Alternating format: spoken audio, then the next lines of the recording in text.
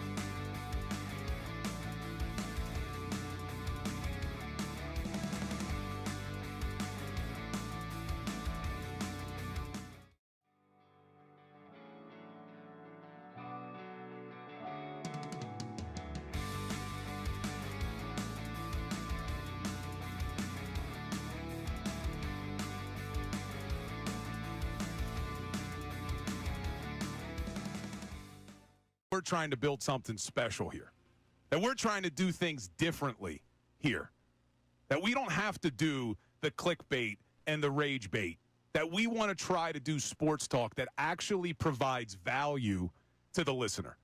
And we try to do that every single day on this show. But it expands a lot further than just this show. This is a movement that we are trying to bring across 97.5 The Fanatic. So when we say the words, make the switch, we're not only talking to you, the listeners. We're not only talking to you, the viewers. We're talking to the talent out there, too. Because we want everybody in this city to make the switch to real sports talk right here at 97.5 The Fanatic. And it is my...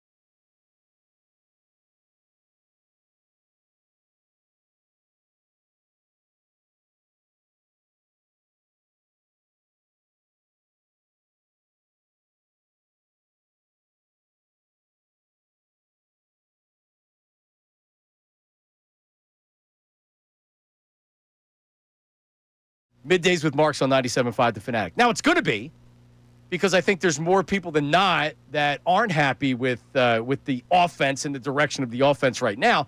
We will see. We will see. I encourage phone calls on the show at 610-632-0975.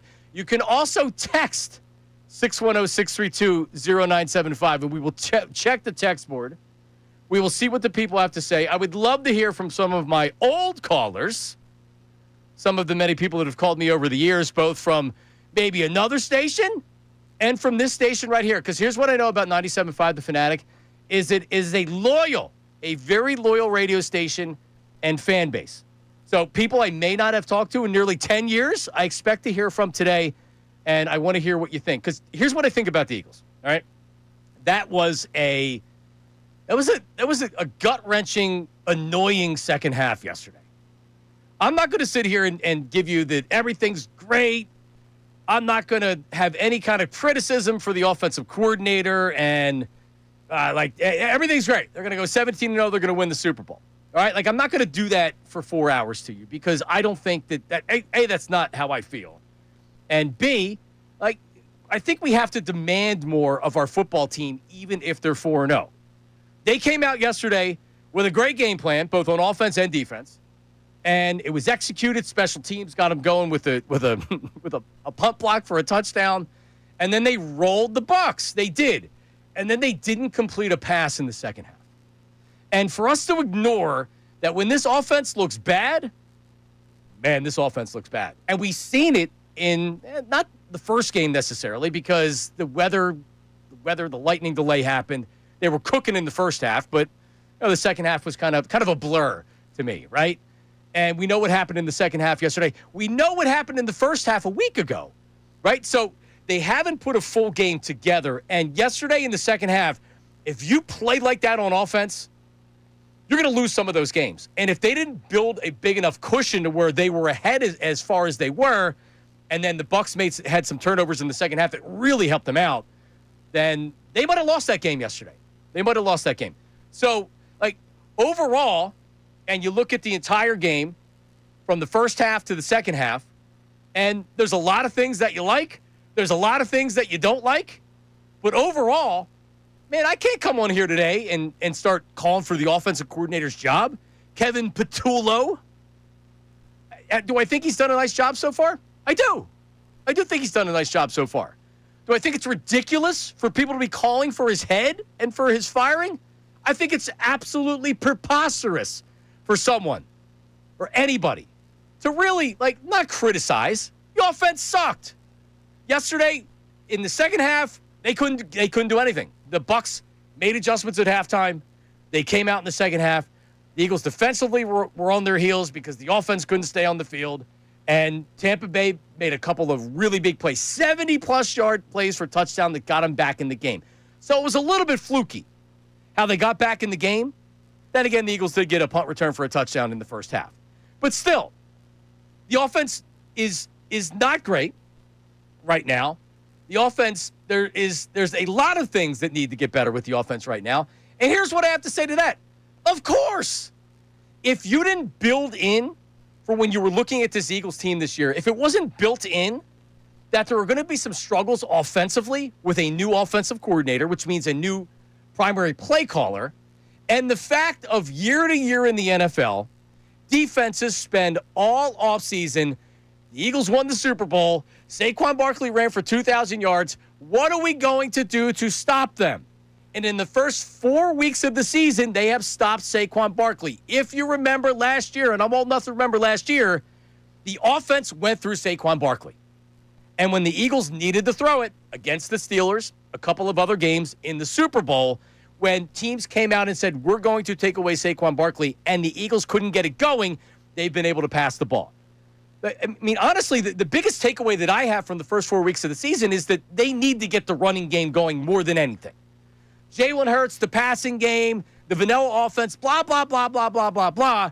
This team is at their best when they run the football, period. And they haven't been able to run the football this year. And they're still 4-0.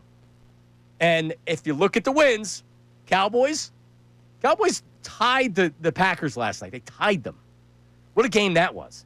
And I'm not telling you I think the Cowboys are an 11-win team. Cowboys came out and they were throwing haymakers against the Eagles in the first half.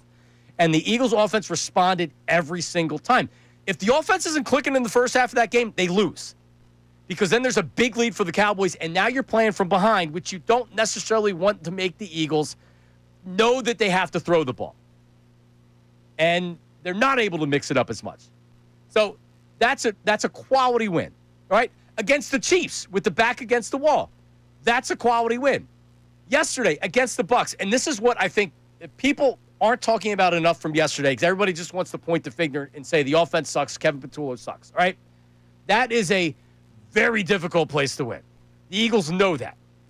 The Tampa Bay Buccaneers are among the best 6 to 8 teams in the NFL, and they are a physical, and they are a good team. That is a playoff team, And that is a team that wants to go blow to blow, blow for blow with you. And they're not afraid to do that. And they very easily could have packed it in.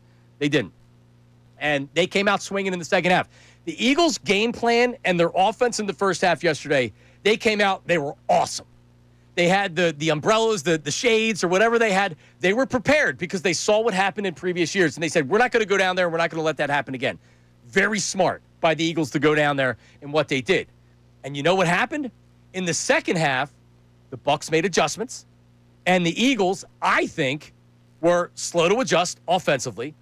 And it just seemed like that they were exhausted. And as the game went on, they had some injuries. They had guys that were cramping up. And give the Buccaneers credit. They made adjustments. You're playing against another team. It's not supposed to be easy for the entire game. And the Bucs made adjustments. And they came out, and they really gave it to the Eagles in the second half. A couple fluky long plays, but still. So that was a really, really good win by the Eagles yesterday. You have 4 really, really good wins. I don't know what else to say. This hasn't been an easy 4 weeks. If this would have been, well, they beat the Browns. All right. Oh, well, they beat the Giants with Russell Wilson as quarterback. All right. They played a bunch of bottom feeders. Okay, then I'd be like, you know what? You're not going to beat the good teams like this. You're not. They just beat the good teams. They just beat the Rams that had every reason to come in here with revenge on their minds, a physical team, a good team. They just beat the Rams. They beat the Chiefs. They beat the Cowboys. They beat the Buccaneers in Tampa Bay. So to act like that this 4-0 start isn't impressive, this is a very impressive 4-0 start. And if you're looking at it, oh, but you can't do this the whole season. You're not going to be able to win games like this. They just won games like this all last season. I heard the same thing last year. And it doesn't mean that they don't have to clean stuff up, because they do. They do. The offense in the second half yesterday was completely unacceptable. This happens from time to time. I want you, if you're listening to me right now, you're watching on YouTube, and I'm new to YouTube here, at least being on the radio, new to YouTube. Hi, YouTube. I know the camera's looking at me. I don't know how it's going to look at. Look, I'm going to have to go home and watch it to see what I look like on camera. But Google it. Use that search engine, Google. I know Ray Dunn uses Ask Jeeves, I think, still. But look at the record. Look at the other teams, the good teams in the NFL. Who are the good teams? The Ravens. Uh-oh. They got smoked by the Chiefs. The Chiefs, in some of the years that they've won Super Bowls, you're not going to come out and click on offense every year, every quarter, every half. It's not going to happen. And it doesn't mean you can't demand more from your offensive coordinator, from your offense. But realistically, man, I feel great. I'm back on the Fanatic. Middays with Marks. Everything's good. But let's talk about it. 610-632-0975. 610-632-0975. We're going to go to Joe in South Philly to lead us off next, because he's calling. He's made the switch. He made the switch. Your phone calls as well. Don't go anywhere. Some other reasons why the Eagles don't look as good this year as they did last year, because there's something to it. They're 4-0, but that doesn't mean we should be totally satisfied. But let's not fire anybody yet. Believe me, I'll be ready to fire somebody this year. It's John Marks on 97.5 The Fanatic. Don't go anywhere. Unfiltered with Ricky Bo.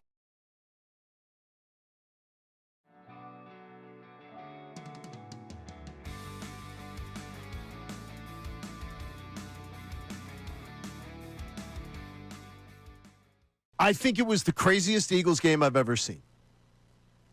And I am a lot older than you, in case you haven't figured that one out.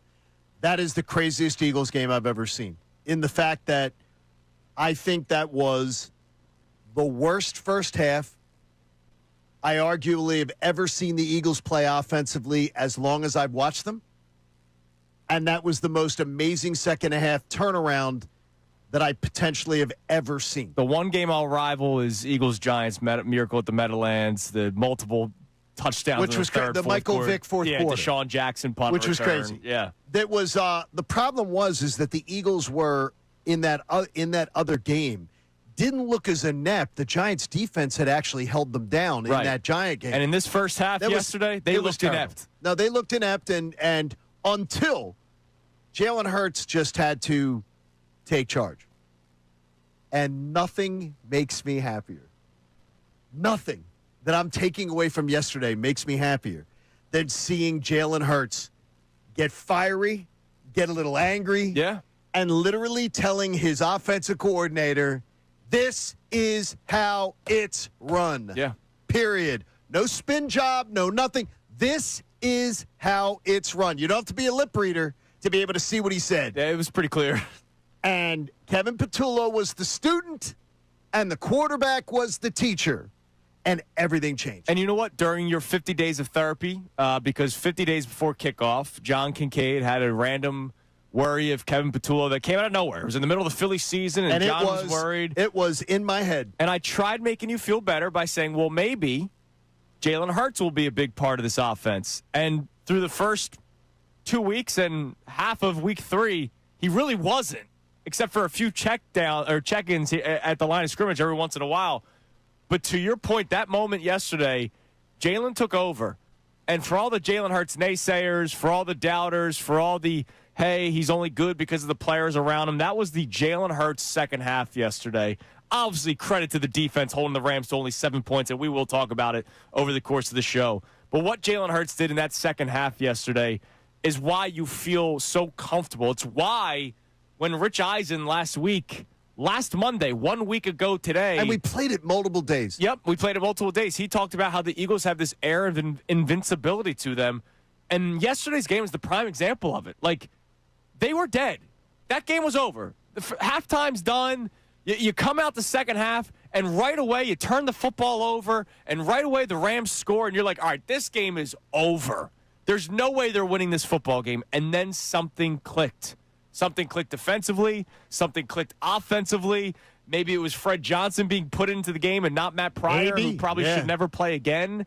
I mean, yesterday, that second half, it was the tale of two halves. And once again, it leads to another victory, and they're 3-0. That's why what Rich Eisen said last week, that's why we played it so many times.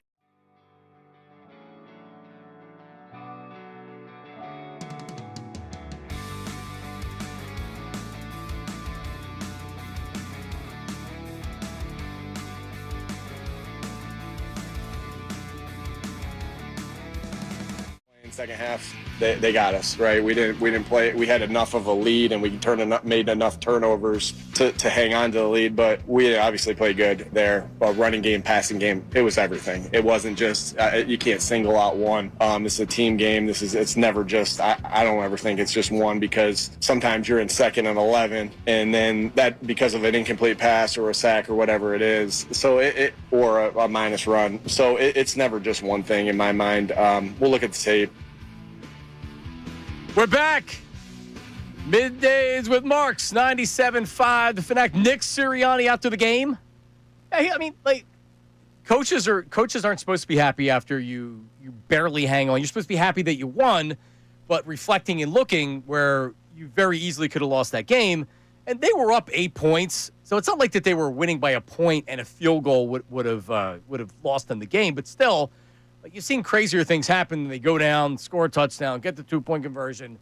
You end up in overtime and you lose the game. I mean, like I talk about. I have a puke bucket at home that I normally only break out for Phillies playoffs, and I didn't use it yesterday, but it was out. It was out for that Eagles second half. Did anybody else feel confident in that second half? You saw the momentum swing. You could see it happening. They make those big plays that could have easily been intercepted, but yet they were touchdowns. So I mean, like that was gut-wrenching, nerve-wracking, however you want to say it. And the Eagles are fortunate to have gotten out with a win yesterday. They just are. They're fortunate to have won that game. Luckily, they were padded with a great first half with a punt block for a touchdown to start the game.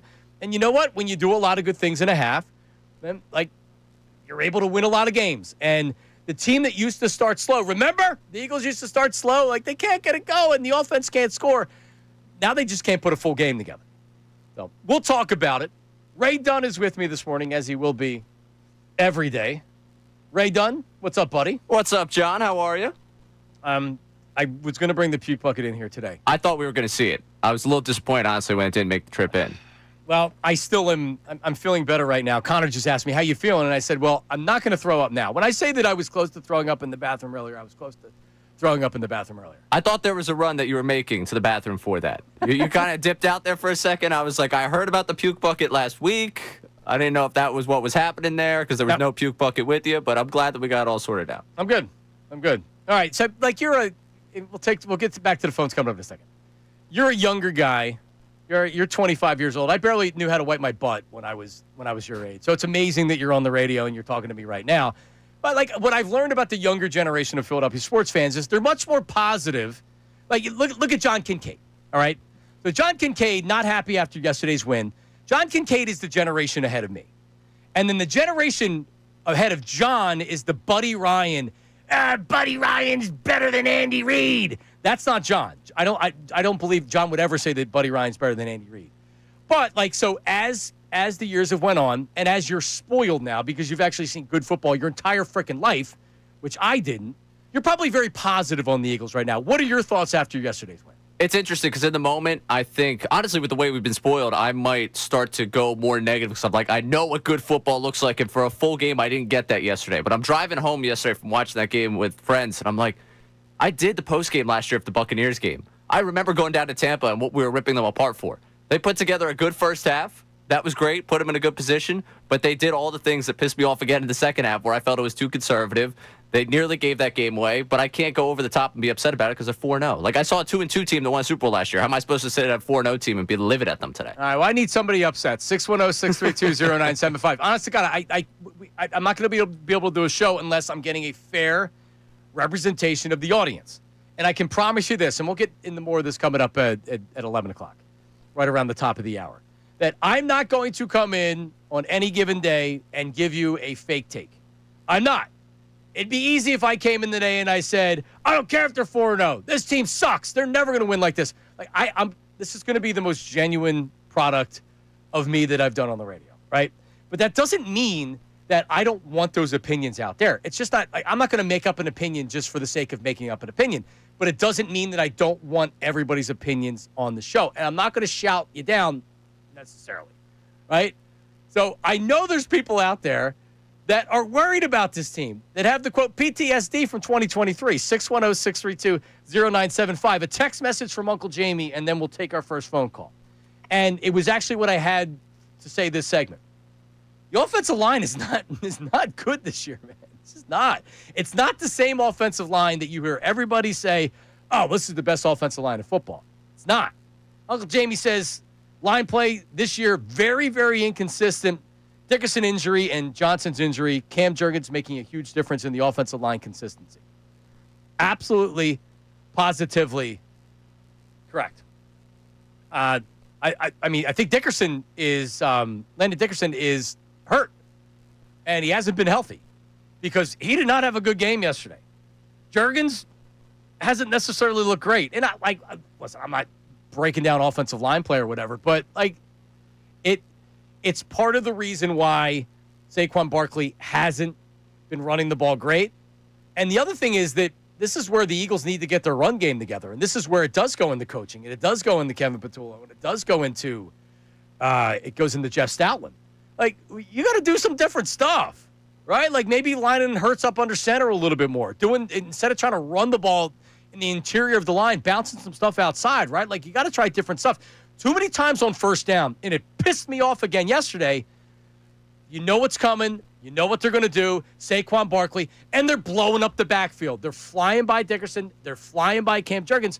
And if you're starting off at 2nd and 10, 2nd and 11, 2nd and 8, that's not how the Eagles want to play. They want to play 2nd and 6, 3rd and 3, into a tush push first down, right?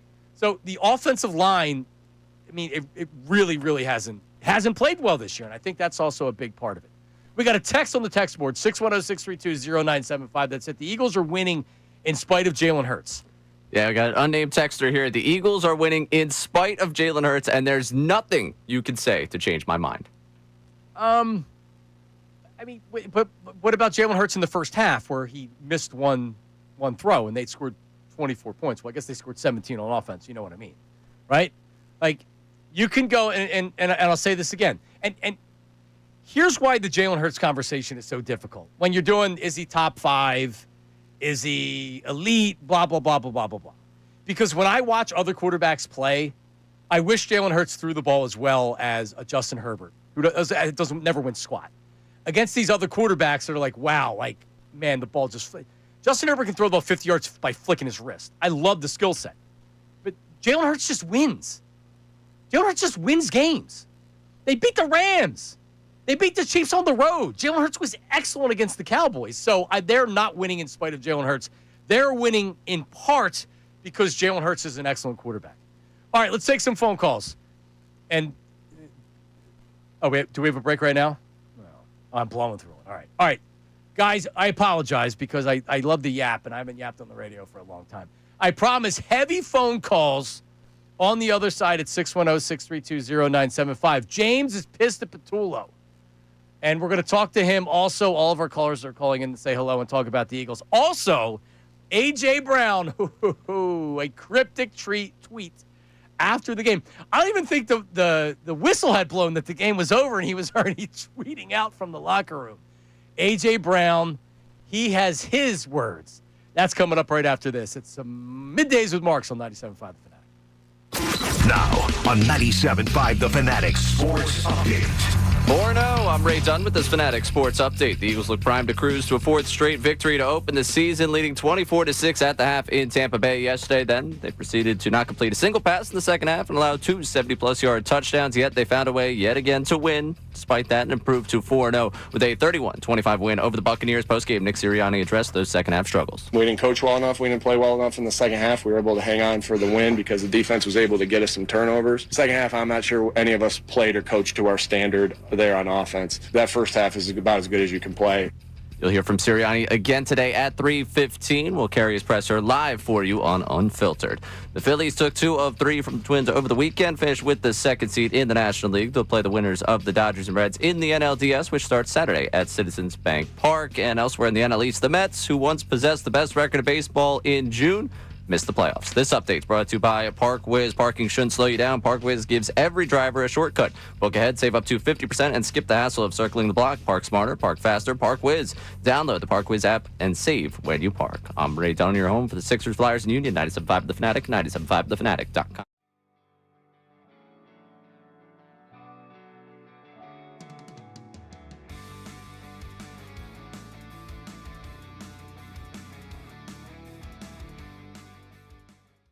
But I will say this.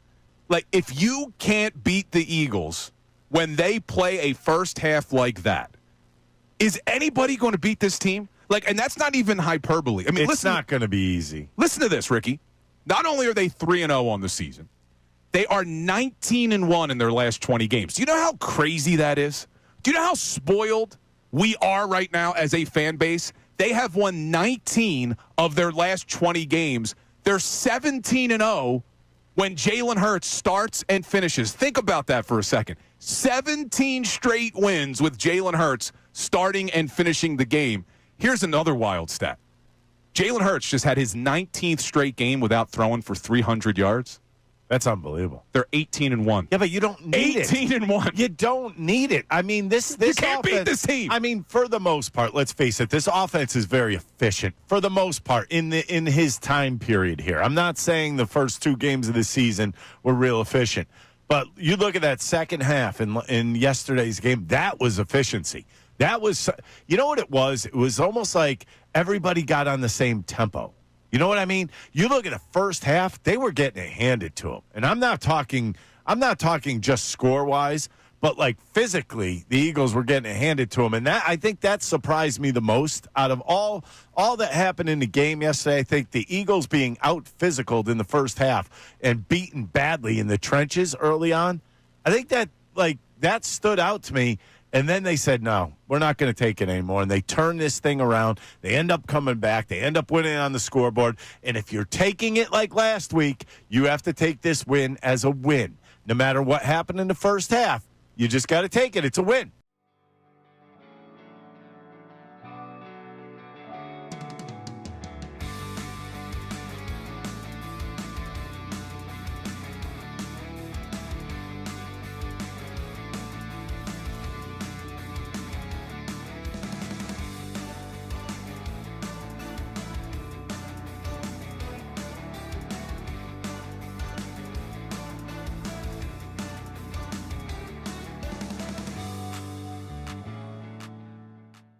After that strip sack, the Rams score. It's 26-7. On the next drive, 5 plays, 89 yards for a touchdown, and you saw him go deep to A.J. Then he goes deep over the middle to Dallas Goedert. They follow that up with a 13-play, 72-yard touchdown drive. But for me, I mean, the best part of the whole day, that final drive in the fourth quarter, 17 plays, 91 yards. Do you know they picked up 4 third-down conversions on that drive? Yep. And a fourth-down touchdown pass to Devontae Smith. Oh, my Ice goodness. in the veins, man. Jalen Hurts, this is why he's so damn good. This does not happen to a regular team. Let me put it this way. Almost every other team in the league not necessarily quits, but kind of goes on cruise control. Instead, they were like, you know what? We got to find our offense now. Let's kick it in gear. Let's see what happens. And I almost think it was opposite. Usually when you're in the lead, you don't go into cruise control until like halfway through the fourth quarter with that big of a lead. Instead, it was kind of like they played the Rams played a little complacent, and you know what the Eagles did? They smacked them right in the mouth.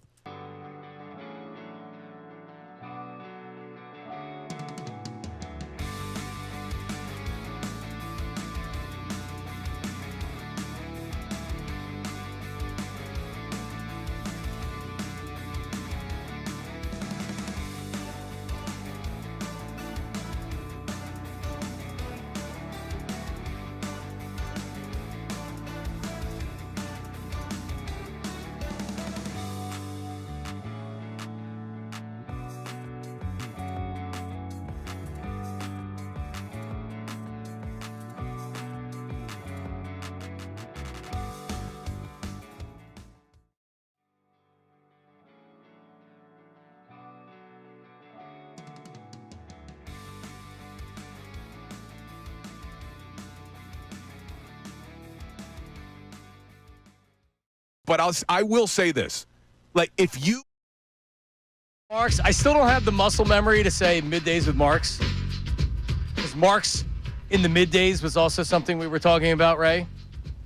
So I still have to look at the sign. I see it's actually behind you on the big screen. Yeah, you got big screen treatment here. This is a good graphic. I like the way they did it. It is cool. Design. It's much cooler than I probably deserve or I am. You know, Ray Dunn actually went to the same school district that I'm in now. Why didn't you say something earlier?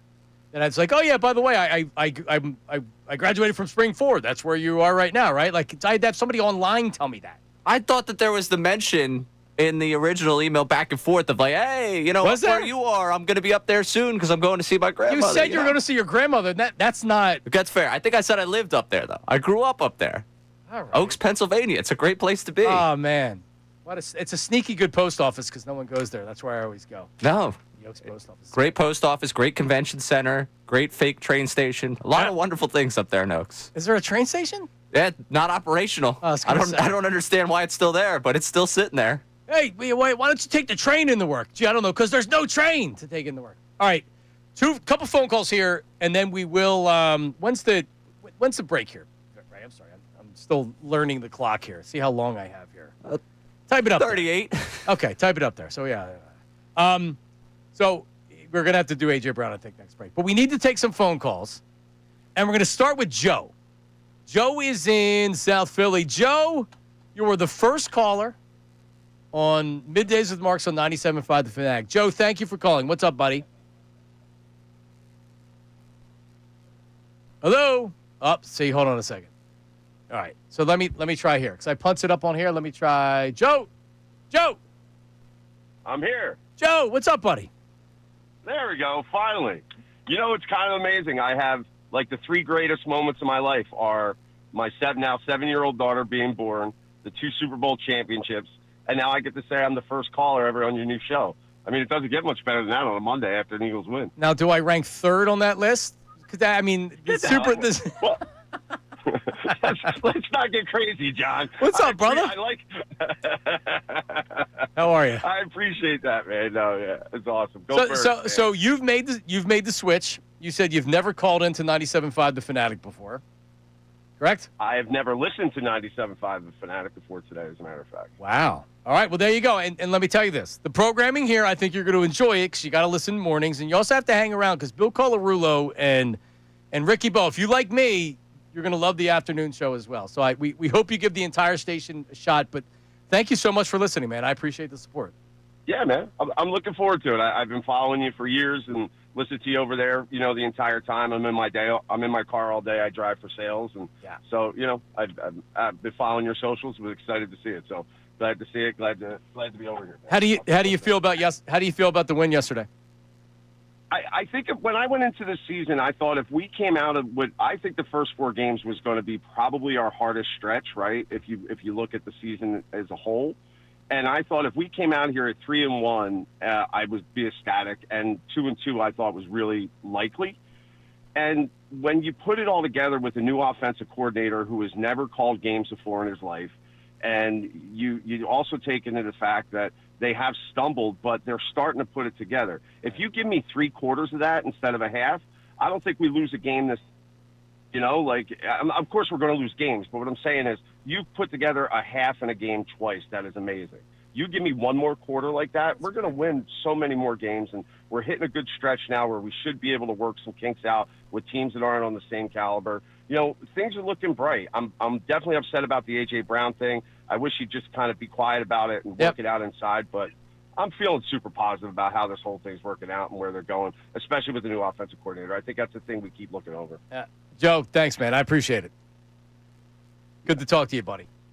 If they have a better fourth quarter, don't you almost have to expect a third quarter? Like, the Bucs couldn't. I have something going on with this phone right here. I don't know what's going on here. There's somebody on, right, there's somebody that's on the speakerphone here. And what's your name? He's on speakerphone in here. Are you Dave? Hold on a second.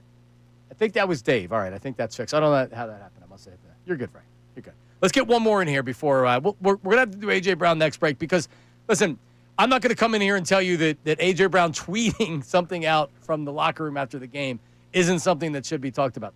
Let's go to James. James is calling from Virginia, and he is very unhappy with Kevin Patullo. James, go ahead, buddy. What's up? James, are you there? Yeah, can you hear me? What's up, buddy? Can you hear me? I can hear you. Can you hear me? Okay. I don't see why Patullo and Sirianni keep getting a pass. I watch Vic Fangio every week call out players and not in a bad way, but say, hey, listen, this guy isn't ready yet, or, these things aren't happening. Mm-hmm. And he makes adjustments in the game. Yep. Why is it that Patullo isn't making adjustments in game? It's not just one receiver where A.J. Brown is saying, hey, give me the ball. Devontae Smith's not catching anything either. Yep. Saquon Barkley's not running the ball. There's no motion before the offense. There's no misdirection. Nope. We're watching teams, and I'm saying, where is the adjustment? And I'm very happy that we're 4-0. I am. And I want to see the team continue to move forward. But you can't keep giving Patullo a pass if he's not holding up his end of the bucket. Sure you can. At the end of the game, John, that was an embarrassment. You mean to tell me the head coach and the offensive coordinator couldn't figure out how to get 6 seconds off the clock? Did you see Hurts's reaction to it when they sent the punter out? I had the same reaction. Yeah, but it worked. Exactly. But it worked. But really, is that how? That's not how I want to end it. No, it's not how I. Exactly. All right, so let me say this. You said, why does Patullo get a pass? And I appreciate it. And you make good points. Because he was slow to adjust. It was horrendous. It was bad. The offense was terrible yesterday. I'm not going to, in the second half, I'm not going to tell you that it wasn't. You know what else they did yesterday? You know what's they done in the first 4 games of the season? Every time they've went to the red zone, they've scored a touchdown. Do you know how many years as Eagles fans we've watched them get to the 1-yard line and not be able to punch it in with Andy Reid being here? Or it's like, settle for another field goal. Settle for another field goal. How about the fake tush push yesterday? How about the whatever the hell that was, the pitch to Dallas Goedert in the beginning? Like, they haven't used that stuff before. So if we're going to be fair, I thought that stuff was dynamite. They got 3 touchdowns off of it. So yeah, Patullo obviously needs to adjust. They need to do better. If they play like that, and they coach like that in a playoff game or against the better teams in the league, they're going to run the risk of losing. But guess what? They played like that and they coached that like that yesterday on the road against a Bucs team that was unbelievable in the second half. All right, we'll come back. We teased the A.J. Brown stuff. We'll get to it right after this. A.J. Brown, obviously unhappy. I don't blame him. But he decided to tweet about it with some cryptic tweets after the game. That's coming up next. It is Middays with Marks, 97.5 The Fanatic.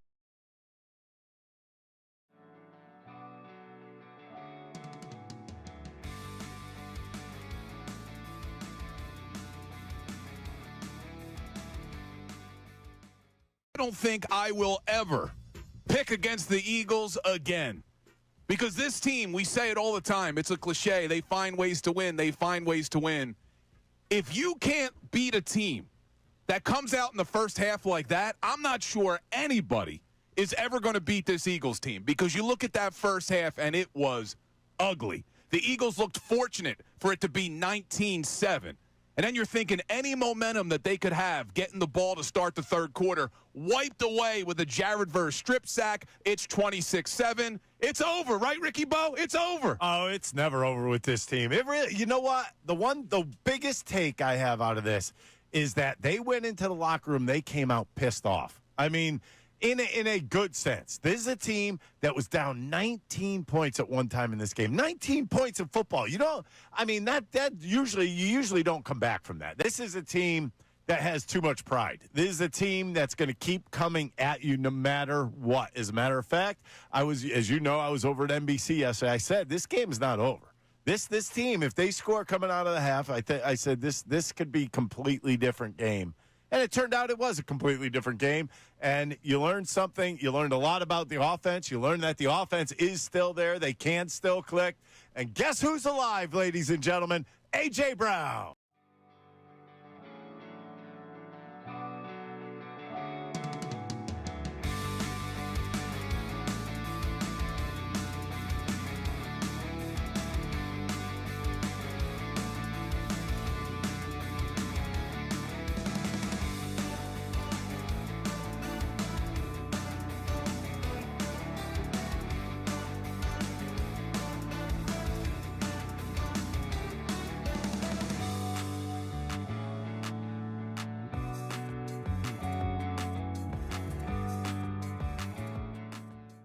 To see a little bit of fire in that case is nice because it's like, okay, maybe that is the step in leadership that a lot of people wanted him to have. And that is like the Brady-esque. I still don't think he's going to be the guy that breaks the Microsoft tablet and, starts to threaten the offensive coaches around him. But, I mean, you saw a decent level of, like, we got to figure this out. Like, I need you to do that for me when it came to Patullo. Well, and I think that was the thing. I needed to see that because it's like when a manager or a coach sees something going wrong and they're not that. Rob Thompson, for example, right? And everybody's like, well, he should get tossed out. Okay, well, if you do it every single game, then you just become a clown and that loses its luster as well. So for Jalen Hurts to have that point of like, he's obviously seeing something. And that's where the give and take with an offensive coordinator. So we were talking about earlier with, is it a different play caller? Did something happen between the first half and the second half? No, but there could be that change in the relationship of, here's what I saw, now I'm giving you this input, and now we can change that because it is a collaboration. Right? And for all we know, Patullo could have said to him, hey, man, get a little bit more aggressive. And Hurts he said, all right. All right. That's what I told you I was going to do. Yeah.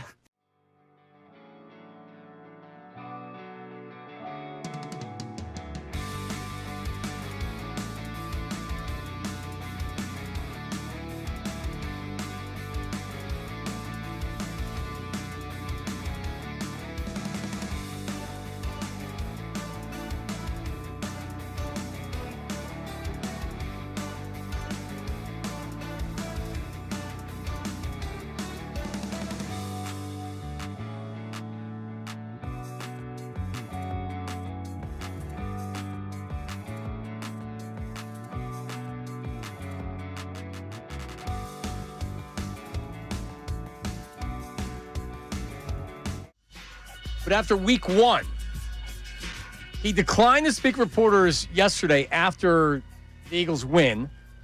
He took to Twitter, and this is at 5:10 p.m. I love y'all with all my heart. And then the heart, would you say that was a bandage on it, right? Looks like the heart's bandaged. I would think so. Looks like it. I love you with all my heart, and the heart has like a tournament on it. So he's got a broken heart, but it's not as broken. Healed by winning, I guess. And then, and this is at 6:02 p.m. He says, and it is a Bible verse from Mark 6:11. If you're not welcomed, not listened to, quietly withdraw. Don't make a scene. Shrug your shoulders and be on your way. That's A.J. Brown on social media. I was listening to the guys driving in. I think I heard Andrew and John. I heard Andrew specifically shortly before I went on the air. That was kind of being like, all right, well, like, why are you doing that? What good is that going to do?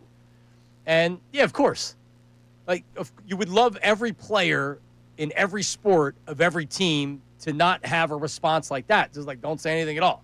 We know you're pissed. Don't say anything. I don't mean like, yeah, like that'd be great, but I think you also have to be realistic. This is A.J. Brown. It's a wide receiver. This is what wide receivers do. If it's causing a problem in the locker room, which was that part of the thing that happened in 2023 when things fell apart? Yeah, I mean, there was obviously some chemistry issues and stuff that was going on internally in 2023 when the season fell apart. But what I have to look at is, all right, this happened last year. Remember? Brandon Graham goes on his radio show, and he says, more or less like, the guys aren't friends anymore, right? And all that did right there was it kind of rallied the team and propelled the offense going forward. They played the Steelers later that week, and they ended up having a great passing game. AJ had a great game, and they won, and they really didn't look back. AJ Brown got plenty of targets yesterday, but they were trying to force it to him because they're trying to get him involved, right? Like the one catch that he made for a first down where his hands are so strong, he looked like that last week against the Rams too. He is a beast, and he knows that he's a 1,400, 1,500-yard receiver that in this offense probably isn't going to get those numbers because this is a run-heavy offense. At least it is right now, right? So, of course, it'd be nice if A.J. Brown wasn't tweeting out cryptic tweets, but you know what? I think this is how he deals with it. Remember that stupid book that he had on the sideline, Ray Dunn? I do. I have it for you. You want it? Yeah. You have the book? I have it. I have it at home. I haven't brought it in. I haven't read it in a while. No, I don't want it. Are you sure? No. Really good passages. I got about like 3/4 of the way through it. I did a dramatic reading on the air of it. It's good stuff. Yeah, but did you read anything else other than the bit? You did a radio bit with it. Oh, no. I kept reading it. Listen, man, we're all looking for our inner excellence. I'll get you Dianetics and L. Ron Hubbard, and I'll order it on Amazon, a used copy, and I'll bring it in. You can read that. All right. Fantastic. But whatever people need to use to motivate themselves or do to motivate themselves. All right. I think AJ Brown, this is his personality, and he's choosing this avenue rather than his head exploding, and that's what he says. If you're not welcome, not listened to, quietly withdraw. Don't make a scene. Shrug your shoulders and be on your way. He's pissed because remember what he said after, and it was taken to where he was calling out the passing offense, and then afterwards he said he's part of the passing offense? He had said that, what's wrong? The passing offense. Well, yeah, he was right. He was right. He didn't say Jalen Hurts is the problem. Did he think that? Maybe a little bit. But he didn't say that. He said the passing offense, right? Right now, the passing offense over the course of an entire game isn't what it needs to be. It looked great in the first half. It looked great in the first half against the Cowboys. It's had its moments. There's too much talent on this team for them to struggle the way they did and not complete a freaking pass in the second half. And a lot of that I put on Kevin Patullo and, by the way, Nick Sirianni, who's the coach, and the rest of that coaching staff. They got to figure it out. But still, all that they're 4-0. They've beaten good teams so far, and the offense doesn't look nearly as good as it should. So you're going to have to hope that it gets to where it needs to be. One last thing on that, then we'll take a phone call. Last year, and just Google it. I went back, and I'm not gonna mention the host name on the station, But I went back and I wanted to see, all right, Kevin Patullo is doing such a bad job, and we need to yell about him. Okay, what were you saying about Kellen Moore last year at the same time? Because if you go back and you look at the results of the Eagles in the first couple weeks of the season, if you remember, they were going into a game against the Browns where they didn't look good and they won it, but Nick Sirianni's job was being talked about like, hey, if they don't pick this up, there might be a quick trigger because they thought about whacking them after 2023. So, like, Kellen Moore needed some time to say, okay, what exactly do I have here? What am I going to do? Because I came into the season thinking I can do this, and it's not working right now, right? So I think we just have to try to be patient and look at this offense, because if they were 2-2 right now, there's no patience. No, even coming off a Super Bowl, no patience. All right? 4-0 with good moments in every game on the offense, you can be patient right now, and I think you have to expect the patience. All right, Herb from Northeast Philly makes his debut on the Fanatic next.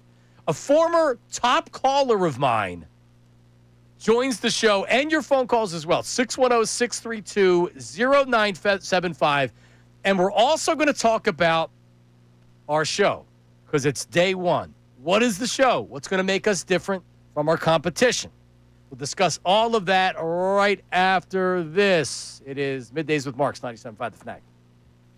Now on 97.5 The Fanatic Sports Update. 4-0. I'm Ray Dunn with this Fanatic Sports Update. The Eagles look primed to cruise to a fourth straight victory to open the season, leading 24-6 at the half in Tampa Bay yesterday. Then they proceeded to not complete a pass in the second half, allowed 2 70-plus yard touchdowns. Yet they found a way again to win despite all of it, improved to 4-0 with a 31-25 win over the Buccaneers. Postgame, Nick Sirianni addressed those second half struggles. We didn't coach well enough. We didn't play well enough in the second half. We were able to hang on for the win because the defense was able to get us some turnovers. Second half, I'm not sure any of us played or coached to our standard there on offense. That first half is about as good as you can play.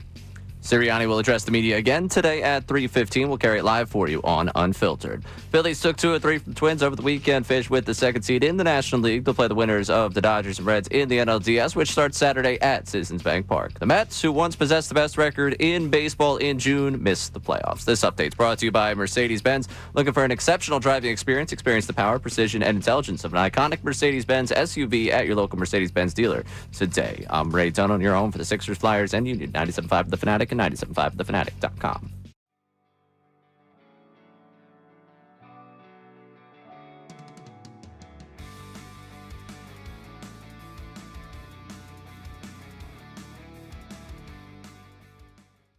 But I will say this.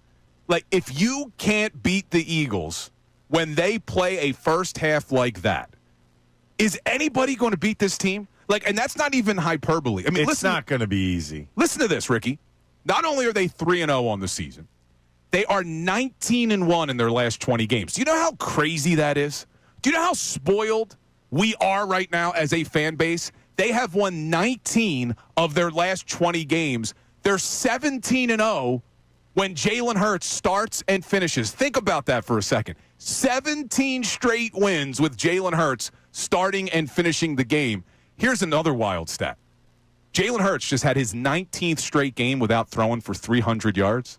That's unbelievable. They're 18-1. Yeah, but you don't need 18-1. You don't need it. I mean, this you can't offense, beat this team. I mean, for the most part, let's face it, this offense is very efficient for the most part in his time period here. I'm not saying the first 2 games of the season were real efficient, but you look at that second half in yesterday's game, that was efficiency. That was, you know what it was? It was almost like everybody got on the same tempo. You know what I mean? You look at the first half, they were getting it handed to them. And I'm not talking just score-wise, but like physically, the Eagles were getting it handed to them. And that, I think that surprised me the most out of all that happened in the game yesterday. I think the Eagles being out-physicaled in the first half and beaten badly in the trenches early on, I think that stood out to me. And then they said, no, we're not going to take it anymore. And they turn this thing around. They end up coming back. They end up winning on the scoreboard. And if you're taking it like last week, you have to take this win as a win. No matter what happened in the first half, you just got to take it. It's a win.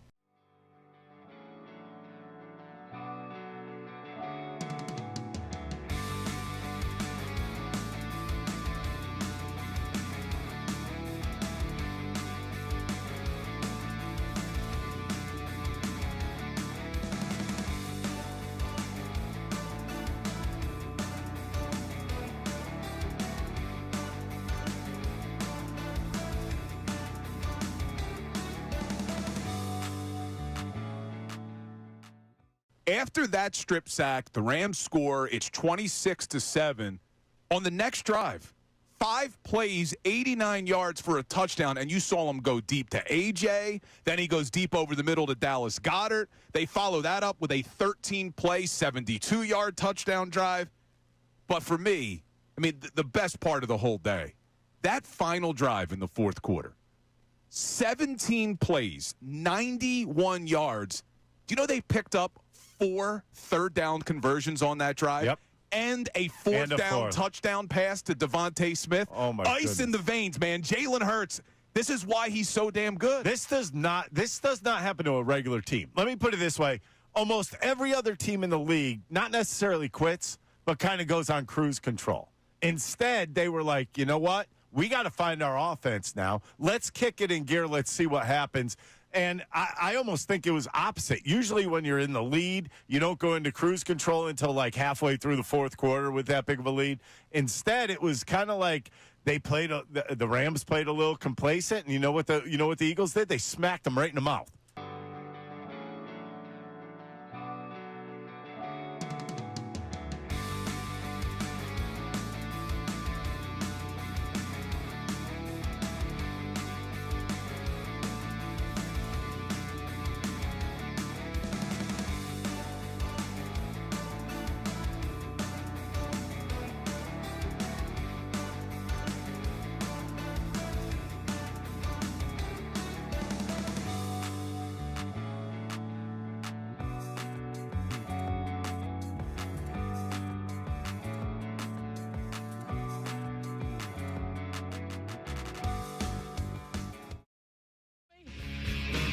Am I now a trusted voice in Philadelphia radio and Philadelphia sports? Middays with Marks on 97.5 The Fanatic, WPN and WPN HD1 Burlington, Philadelphia. A Beasley Media Group station broadcasting live from the Comcast Business Studio, powering possibilities. There you go. Very quickly, I always view myself as like Ray. Ray, you're 25 years old? That's correct.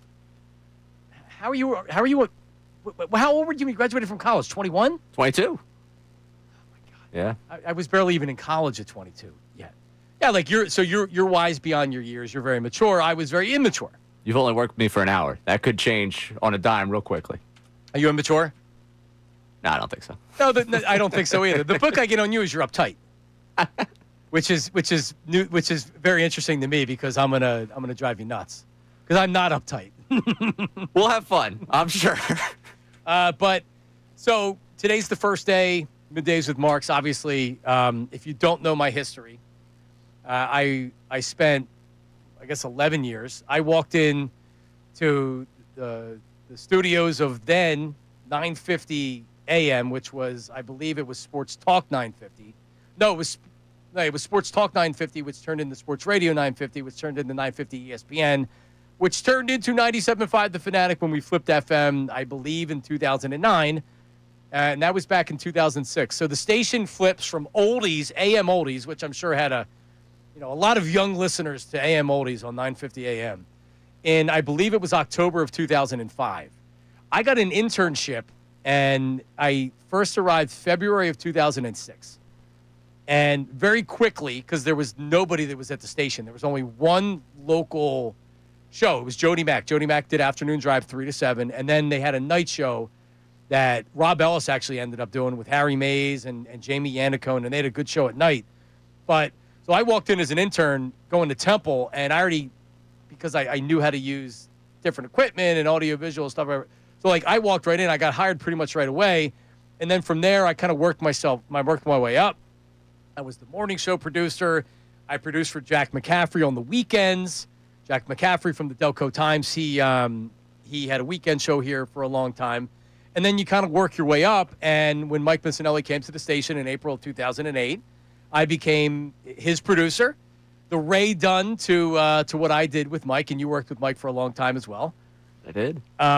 So from there, you kind of ascend, and the station grows. It goes to the FM. And then in 2012, I left and I worked. I stayed at the station, but I left Mike's show, and I worked on numerous midday shows. I worked with Tony Bruno. I I worked with Brian Baldinger. I worked with Sean Brace. And then I worked with Anthony in mornings before I left the Fanatic in 2016, October of 2016. Went to WIP. Had the most success. I had great success with Mike, but that was also as his number 2 and as the producer. And I went to WIP and I worked with Ike, and we had an unbelievable successful run before I left, which was almost 2 years ago. I left at the end of 2023. So in the meantime, since I left, I've been doing YouTube stuff. I have done some content creating stuff with Parks Casino and Bet Parks. I had a year run with PHLY with Anthony, which was a lot of fun. And now I am back on the radio and YouTube now, ironically, on Middays with Marks. What I've learned is that you can go to YouTube and you can go to the digital space and everything else, but there is nothing like being on the radio.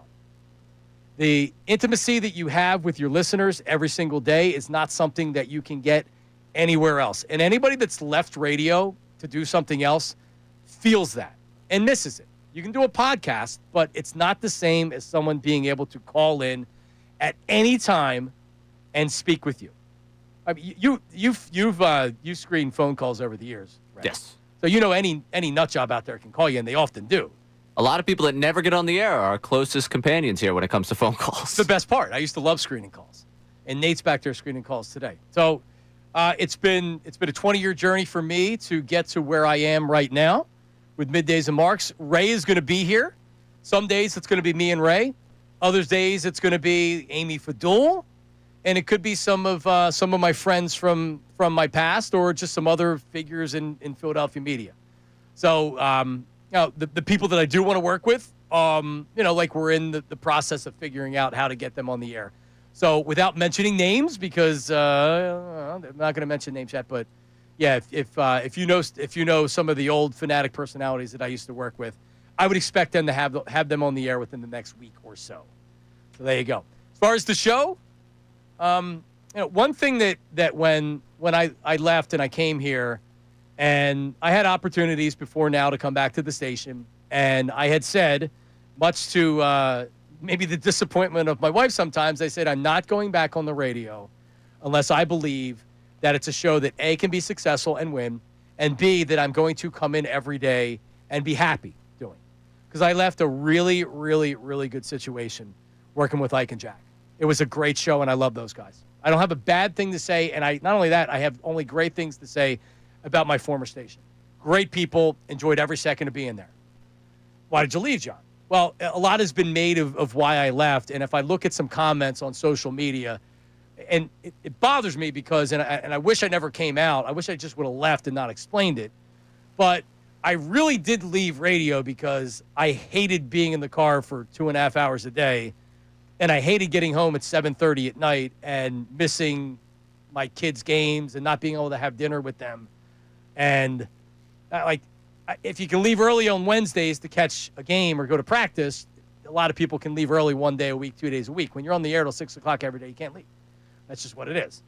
So after a while, and when I kind of looked into the future and I said, can I see myself doing this for another 5 years? And you kind of look at it and it's like, wow, my daughter's almost 10. She'll be in high school by then, right? So it's like, I can't. I just hate how it sounds, because even to this day, people say, oh, he's lying. He doesn't care about like the whole family thing. No, like it was about me as much as it's about the family. Like, I'm 48 years old. I'm pushing 49, man. And like, I don't know how many good years of life I have left. Why would I be miserable being in the car and having that grind and having to drive into the city every day and then driving home? And it just felt like the biggest rat race. Have you seen the movie Office Space, where you get into the right lane and then the traffic, the cars aren't moving, and then the left lane starts moving, then you get back over into the left lane, and then, and like that was me every single freaking day. And I hated it, and I just grew to hate it, and I was burnt out, man. I was burnt out. And I was also burnt out on the content, a lot of the content of the show. Because as much as I'll speak very highly of everything and everybody from my former employer, there's also a template for how radio was done there. And the template is, all right, who's taking the other side? Who's going to say Jalen Hurts isn't good enough to win a Super Bowl? Who's going to say Jalen Hurts isn't a good enough thrower? They're not going to repeat, even after he won a Super Bowl MVP. Like, who's going to be the guy? And I was the guy, right? Like, when you're not a former player, if you got to have a guy, sometimes you got to be the guy. And it just gets tiring after a while. And growing up being as big of a fan of radio as I am, not just sports radio, because I never thought I'd do sports radio. I wanted to do radio. Like, I didn't get in the radio to be a carnival barker and say, Jalen Hurts stinks. You can't win a Super Bowl with Jalen Hurts, if I really don't believe it. So when we talk about the show is going to be genuine. And again, I invite callers, guests, text line, everybody to give their true opinions. I'm just telling you that for the sake of getting people riled up, I'm not doing fake take radio. I'm just not doing it. Not going to do it. If that means that I can't get a 20 share on the radio and I can't beat my competition, then so be it. I have to figure a way to be entertaining without being fake. And I can just tell you that other station's never been closer to the WWE than it is right now. That's what you're getting. You're not getting genuine radio. And I'm not going to talk about this anymore because, again, I have a lot of love for everybody over there. I do. I love them, right? But now, this is my home. This is where I started off. And this is where we got to start a movement. Ray Dunn, this is officially now. I'm going to refer to Mark's Middays with Marks. I still can't get the show name right. That was close. You saved yourself. Middays with Marks. I really didn't because I said Marks first. Middays with Marks. This is going to be the people show. This is going to be, because I never, ever believe that it's about me. It's not about me. It's about the frequency, 97.5, and it's about the call letters, WP and FM. And it's about the listener. That's what it's about. It's not about me. Not about Ray. It's about the people that tune in every day. It's about our viewers on YouTube. That's what this is about. That's why I do this. That's why I like doing phone calls, because I like talking to our audience. It's my favorite part of doing this. Herb from Northeast Philly is going to come on the first time right now, right? If I'm not blowing through a break right now. I love the interaction with the people. This is the people show because this is going to be the show that people say, that's the show I want. That's the show I've been wanting. It's not fake take radio. It's not rage bait. It's Bill Colarulo call. Make the switch to 97.5 The Fanatic for authentic Philadelphia sports radio. I'm going to talk about my family. I'm going to talk about my wife. I'm going to talk about my kids. I'm going to talk about the fact that when I go to the bathroom sometimes, I feel like I should wear a diaper because I turn around and go to the sink and, I'm getting old, right? Like my pelvic floor, I'm trying to strengthen it, right? Like I'm gonna make Ray very uncomfortable. And it's gonna be a show for the people. This is the people's show, and I want everybody to think and look at the show like that. This is a show for you that welcomes everybody, and I am not going to be toxic and negative because it's going to get people to call in and yell at me. I don't want that. I'll let the callers be toxic and negative. By the way, just so you know, Ray, I'm certainly not I'm not like always positive. I can turn into positive John when I want to, but I also can be very negative. Don't get me started on the 76ers right now. Like, I don't even want to talk about them because I don't want to be negative. All right? So you'll hear negative John from time to time, but everybody, if you're asking yourself and you're wondering, what is this show going to be? We will find out because it's going to evolve naturally on its own with everybody. This is the People's Show. And this is Middays with Marks on 97.5 The Fanatic. All right, so I already blew past the break. Herb from Northeast Philly. Herb is going to start off as the number one caller to Marks and Middays with Marks on 97.5 The Fanatic. Yes, just like college football has preseason rankings, and every week they have rankings, from time to time I update the rankings. And Herb from Northeast Philly, because he called in, is the number one caller to Middays with Marks on 97.5 The Fanatic. I would love to hear from some of my people. 610-632-0975. 610-632-0975. Also coming up next, we haven't even mentioned the Phillies. 96 wins. We know where they're going in the playoffs, who they could be playing. We'll update you on all of that coming up next. Middays with Marks, 97.5 The Fanatic. Philadelphia is a sports city.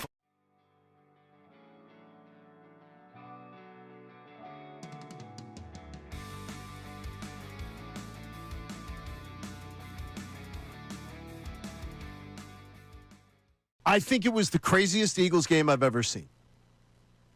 And I am a lot older than you, in case you haven't figured that one out.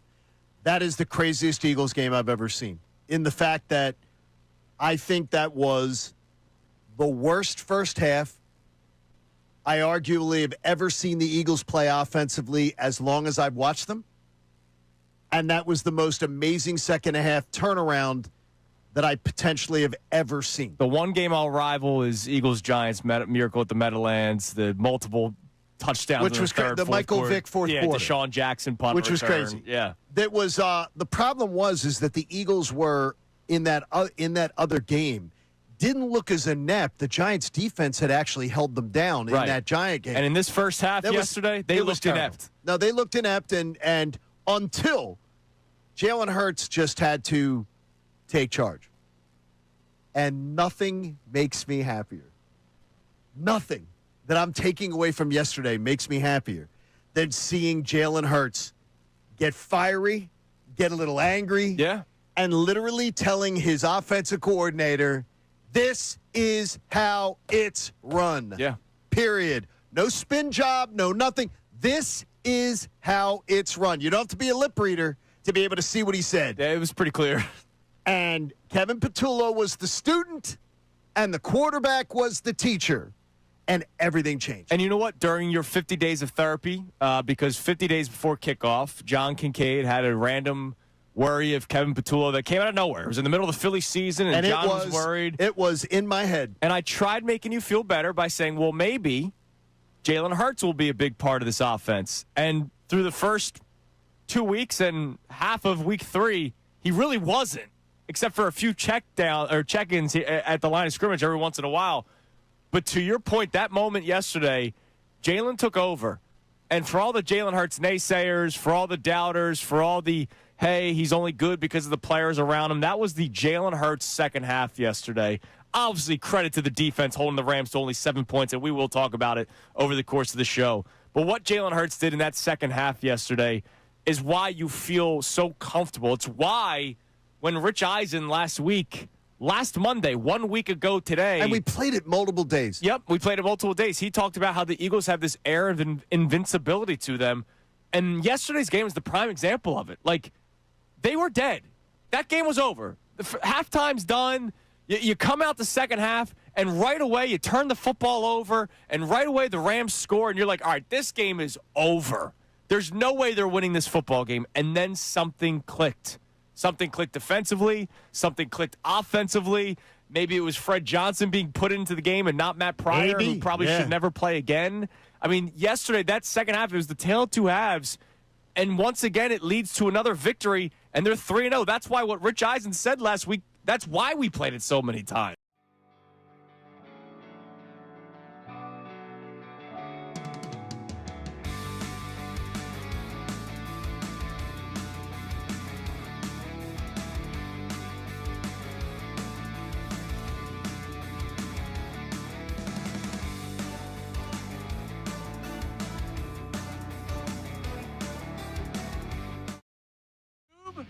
Subscribe, like 97.5 The Fanatic. You can watch us live. You know how that YouTube thing works. Right? Watch whenever you want to. Lots of clips are up there. Mornings. Colarulo you can't watch. Bill Colarulo is already here. You can't watch him and Ricky Bo because they're big TV stars. Television stars. Yeah. And they'll let you know. Yeah. Yeah, like so we used to be up against the afternoons, and I would, like, not be working or whatever, and I go in like the Red Robin, have dinner with my kids, and I look up and I'm like, why are they going to get them off of TV? It's the official program of local gyms and bars. It sure is. You go in there from 2 to 6, you can guarantee there's NBC Sports Philadelphia, there's Ricky yelling about something. No, you're right. It's an easy channel to put on. So it's like, it's sports. Yeah, it sits right there. Philly sports. Put it on. It doesn't go anywhere. All right, we'll talk about the Phillies in just 1 second. I have to get to Herb. So do you know of Herb? I'm aware. You're aware of Herb? I'm aware of Herb. Because Herb actually, I know he used to call Ricky Bo from time to time. He's a big Ricky Bo fan. Yes. But Herb will start off my tenure here on 97.5 The Fanatic, Middays with Marks, as the number one caller. And he joins us right now. Herb in Northeast Philly. Herb, hello.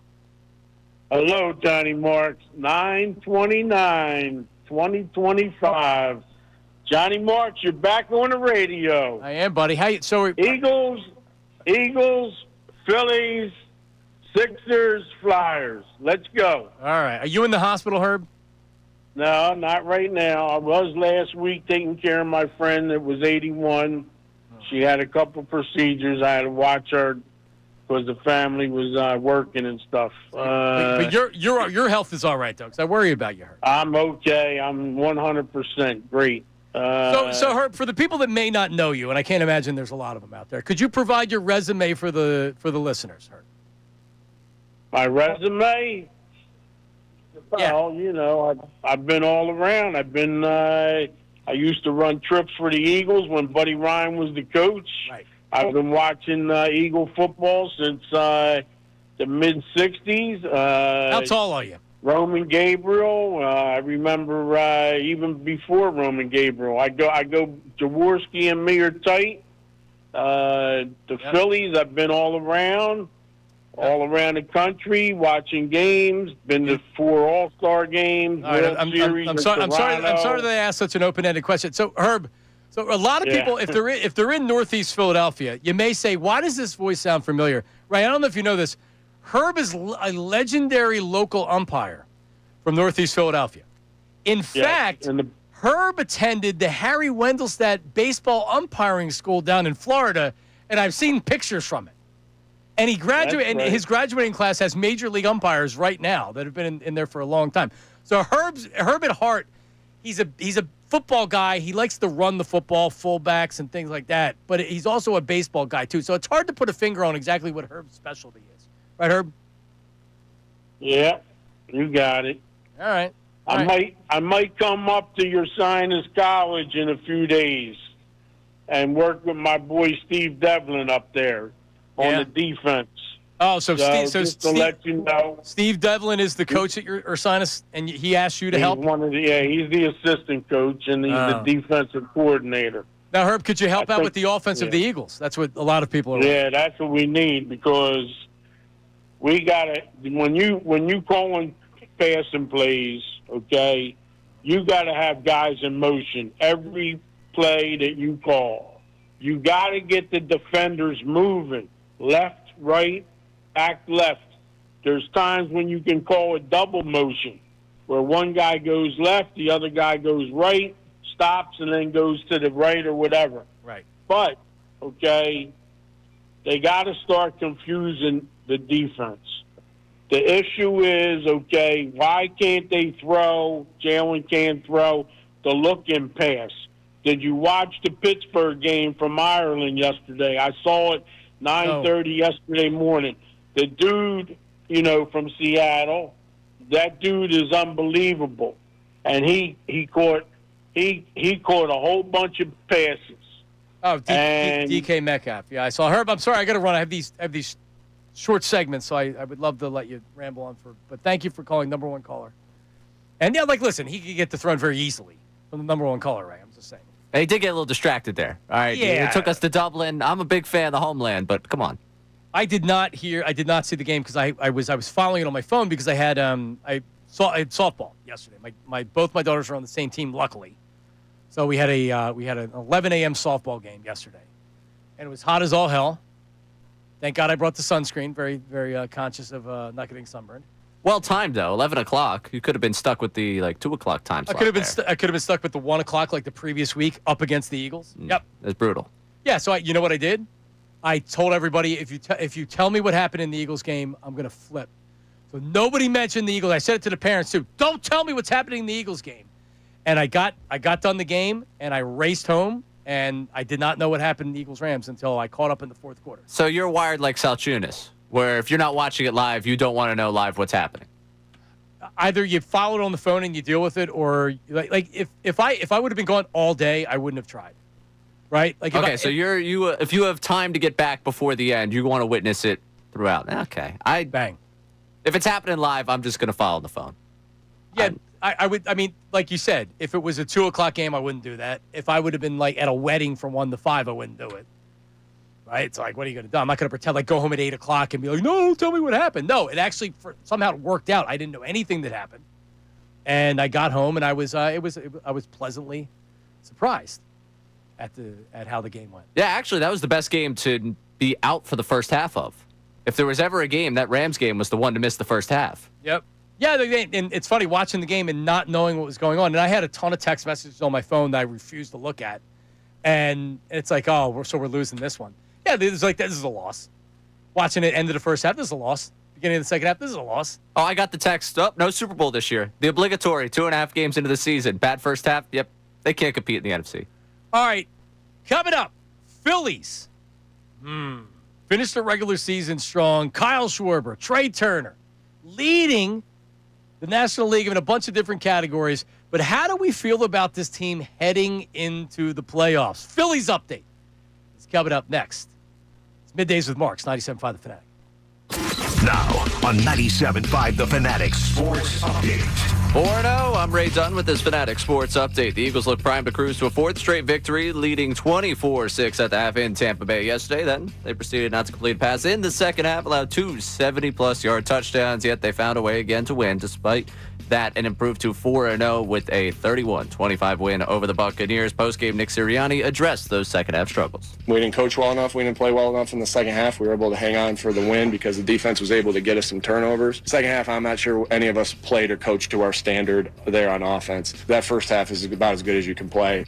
Sirianni will address the media again today at 3:15. We'll carry it live for you on Unfiltered. The Phillies took 2-3 over the weekend over the Twins, finished with the second seed in the National League. They'll play the winners of the Dodgers and the Reds in the NLDS, which starts Saturday at Citizens Bank Park. The Mets, who once possessed the best record of baseball in June, missed the postseason. This update's brought to you by Mercedes-Benz. Looking for an exceptional driving experience? Experience the power, precision, and intelligence of an iconic Mercedes-Benz SUV at your local Mercedes-Benz dealer today. I'm Ray Dunn, your home for the Sixers, Flyers, and Union. 97.5 The Fanatic and 97.5thefanatic.com.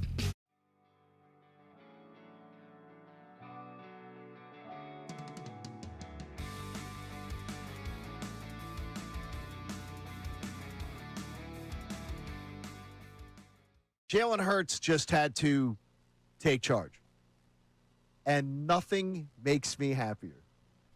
Nothing that I'm taking away from yesterday makes me happier than seeing Jalen Hurts get fiery, get a little angry, and literally telling his offensive coordinator, this is how it's run. Yeah. Period. No spin job, no nothing. This is how it's run. You don't have to be a lip reader to be able to see what he said. Yeah, it was pretty clear. And Kevin Patullo was the student, and the quarterback was the teacher, and everything changed. 3 days before kickoff, John Kincade had a random worry of Kevin Patullo that came out of nowhere. It was in the middle of the Phillies season, and John was worried. It was in my head. And I tried making you feel better by saying, well, maybe Jalen Hurts will be a big part of this offense. And through the first 2 weeks and half of week 3, he really wasn't, except for a few check-ins at the line of scrimmage every once in a while. But to your point, that moment yesterday, Jalen took over. And for all the Jalen Hurts naysayers, for all the doubters, for all the, hey, he's only good because of the players around him, that was the Jalen Hurts second half yesterday. Obviously, credit to the defense holding the Rams to only 7 points. But what Jalen Hurts did in that second half yesterday is why you feel so comfortable.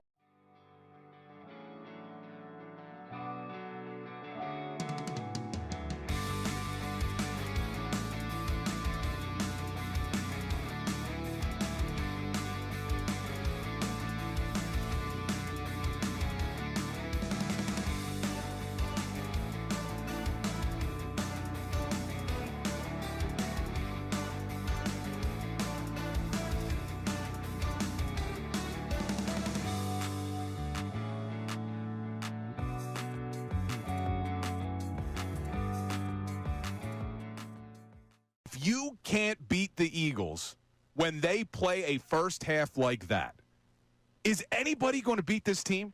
And that's not even hyperbole. I mean, it's not going to be easy. Listen to this, Ricky.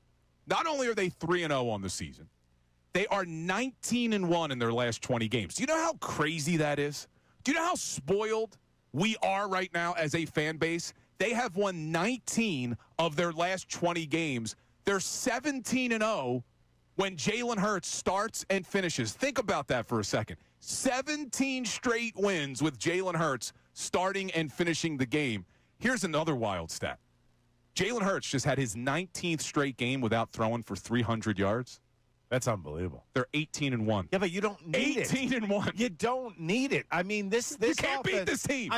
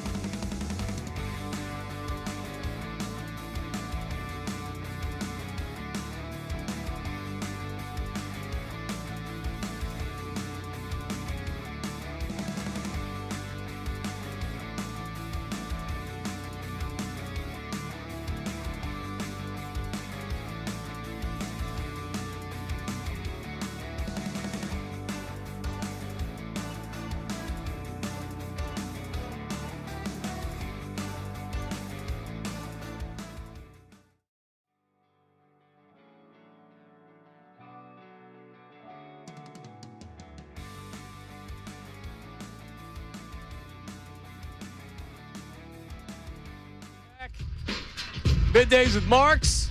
As Adam Schefter has some breaking news, as many expected, Malik Neighbors out for the season with a torn ACL.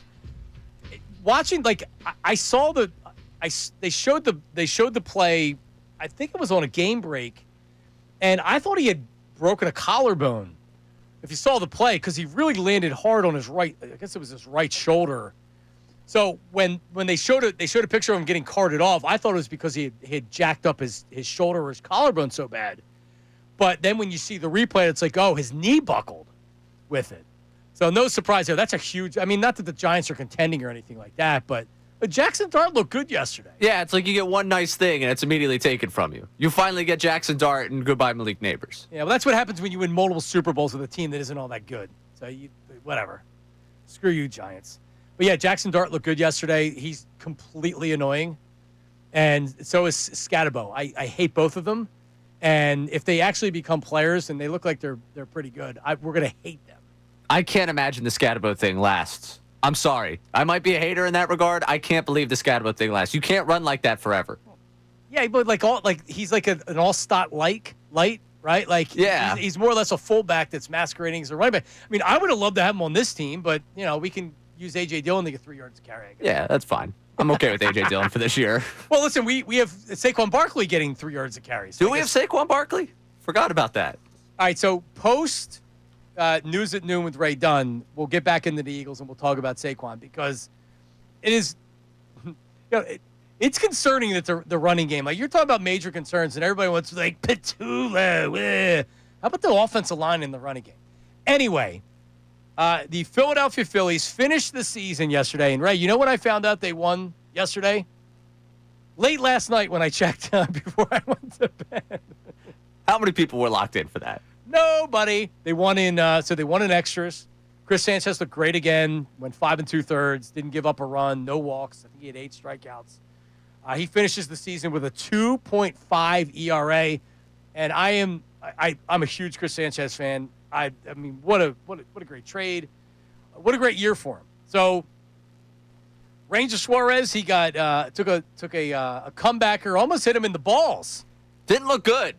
It did not. Did not look good. After the game, him laughing about it, saying it just caught a muscle was great. Got him on the inner thigh. Oof. He was okay. So he'll be good to I would assume he's going game number 2 in the divisional round. We'll see. But yeah, so the Phillies are the second best team in baseball. They will have home field in every series unless they play the Brewers, which they end up playing in the NLCS. We will see. But yeah, so let me say this, and the Phillies, the divisional series starts on Saturday. So you have, right, it's Saturday, Sunday, right? Saturday, Monday. Saturday, Monday. Okay, Yes. great. Ooh. We don't know the date. So a lot of times these are day games, at least during the week. So we'll see what time it is. It all depends on what the TV network Yeah, I'm interested with the Dodgers. I mean, you're going to end up in a primetime spot regardless. Right. So you're playing the winner of the Reds and the Dodgers.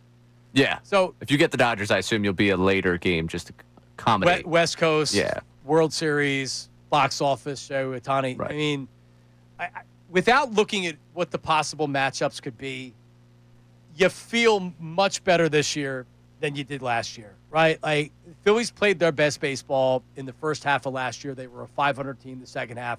And as much as we wanted them to be better, and I tried to put on a positive front, like, screw the Mets, like, the Phillies were cooked. And it felt like they were cooked heading into the playoffs, and they were. I don't feel the same way this year. In fact, it feels like the Phillies are playing their best baseball of the year right now, which is a really, really good thing. Now, the offense, a lot of times it's hit or miss. It's hot or cold. When these guys are on, man, they can beat anybody and they can hit anybody. But when they're not, and we've seen adjustments made from other pitching staffs, it can get ugly. So I guess I have to leave it like this with the Phillies, that I have as much confidence in them winning a World Series as I guess I could possibly have, because it's tricky. We've seen the Phillies 2 years ago go from historic hitting, and then the last couple games against the Diamondbacks, they couldn't hit anything. And they ended up losing a series. They couldn't win a game at home to go to the World Series, right?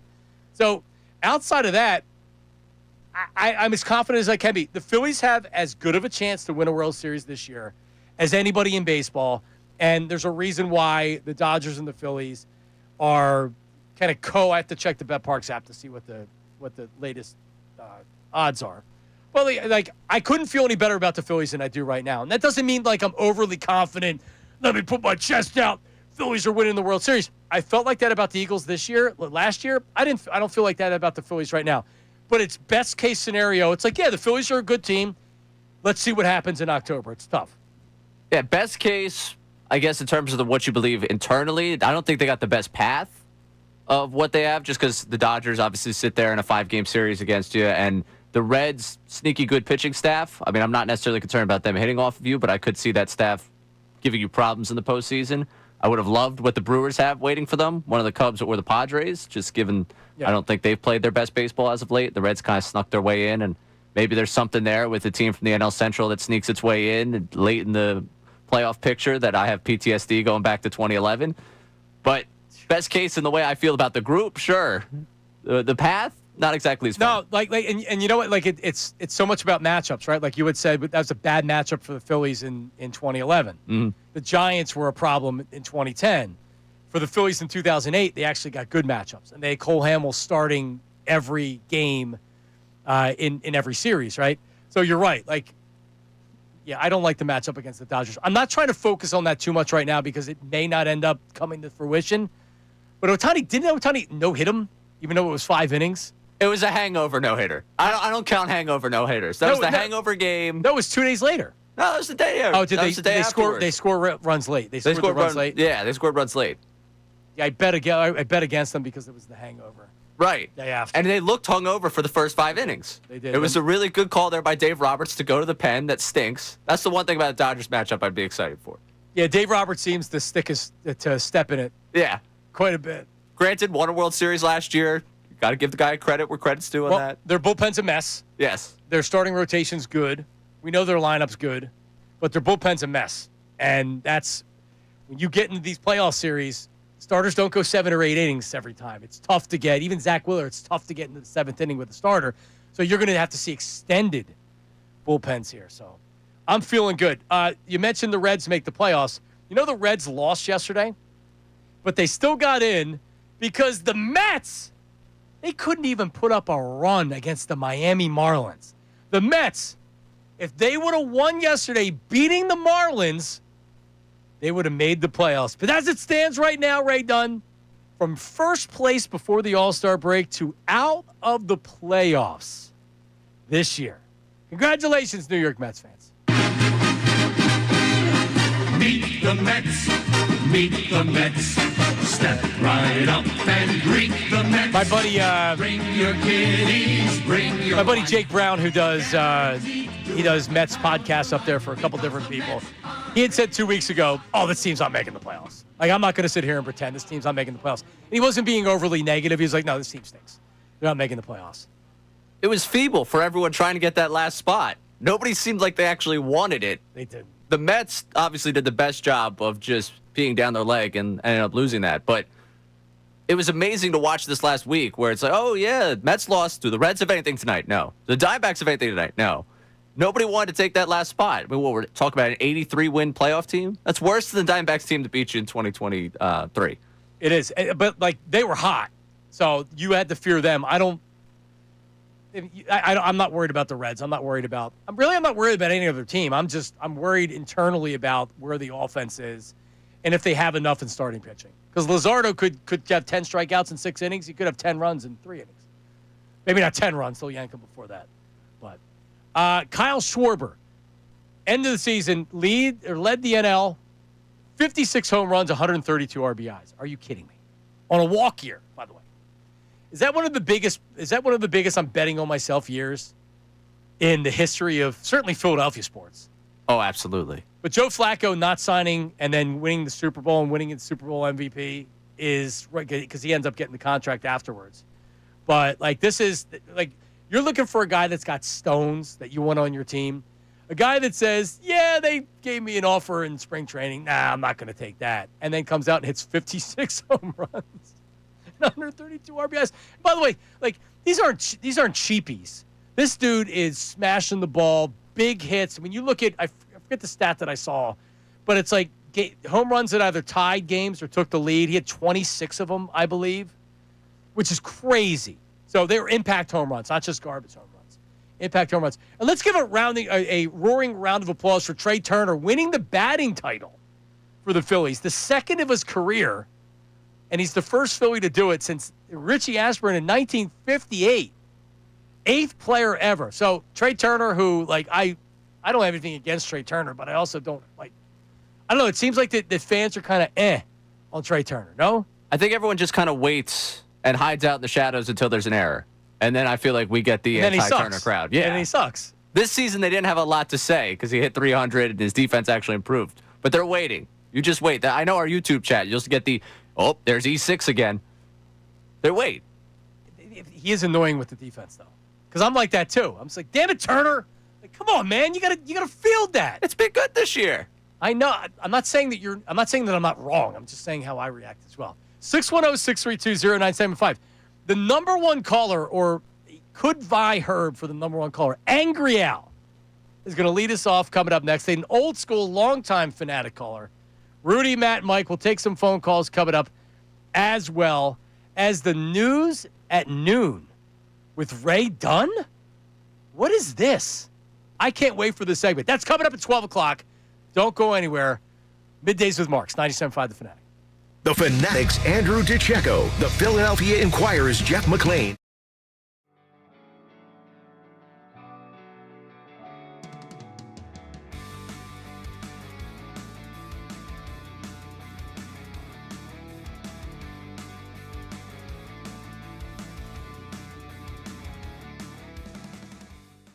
We're trying to build something special here. That we're trying to do things differently here. That we don't have to do the clickbait and the rage bait. That we want to try to do sports talk that actually provides value to the listener. And we try to do that every single day on this show. But it expands a lot further than just this show. This is a movement that we are trying to bring across 97.5 The Fanatic. So when we say the words make the switch, we're not only talking to you, the listeners. We're not only talking to you, the viewers. We're talking to the talent out there, too, because we want everybody in this city to make the switch to real sports talk right here at 97.5 The Fanatic. And it is my honor to tell you the next person to make the switch, Johnny Marks. Hey! My man! Right there? Johnny Marks bringing him back home to 97.5 The Fanatic. How many years has it been, my brother? 9 years next month was my last day at the Fanatic. October of 2016.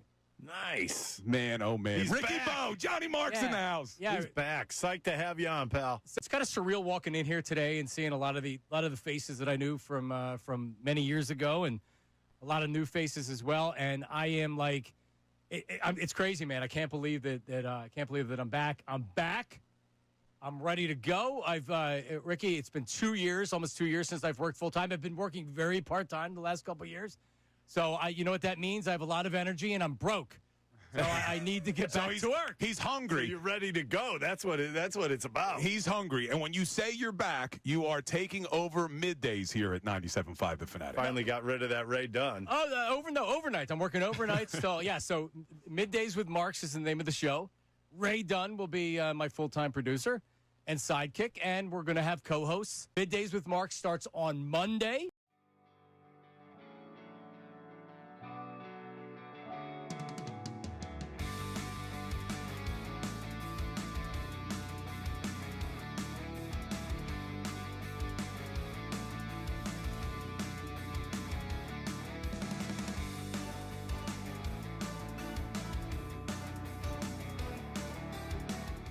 Philly fans, you are the best sports fans in the world. You're not stupid, so why should you have to hear outlandish takes that make you shake your head? You shouldn't. That's why Unfiltered is the show for you. Each afternoon from 2 to 6, we only bring you honest opinions and analysis. We may not agree all the time, but what you hear is what we genuinely believe. It's not some rage bait to try to spark conversation. So make the switch to Unfiltered with me, Bill Colarulo, my man Ricky Bo, and Silvana Kelleher.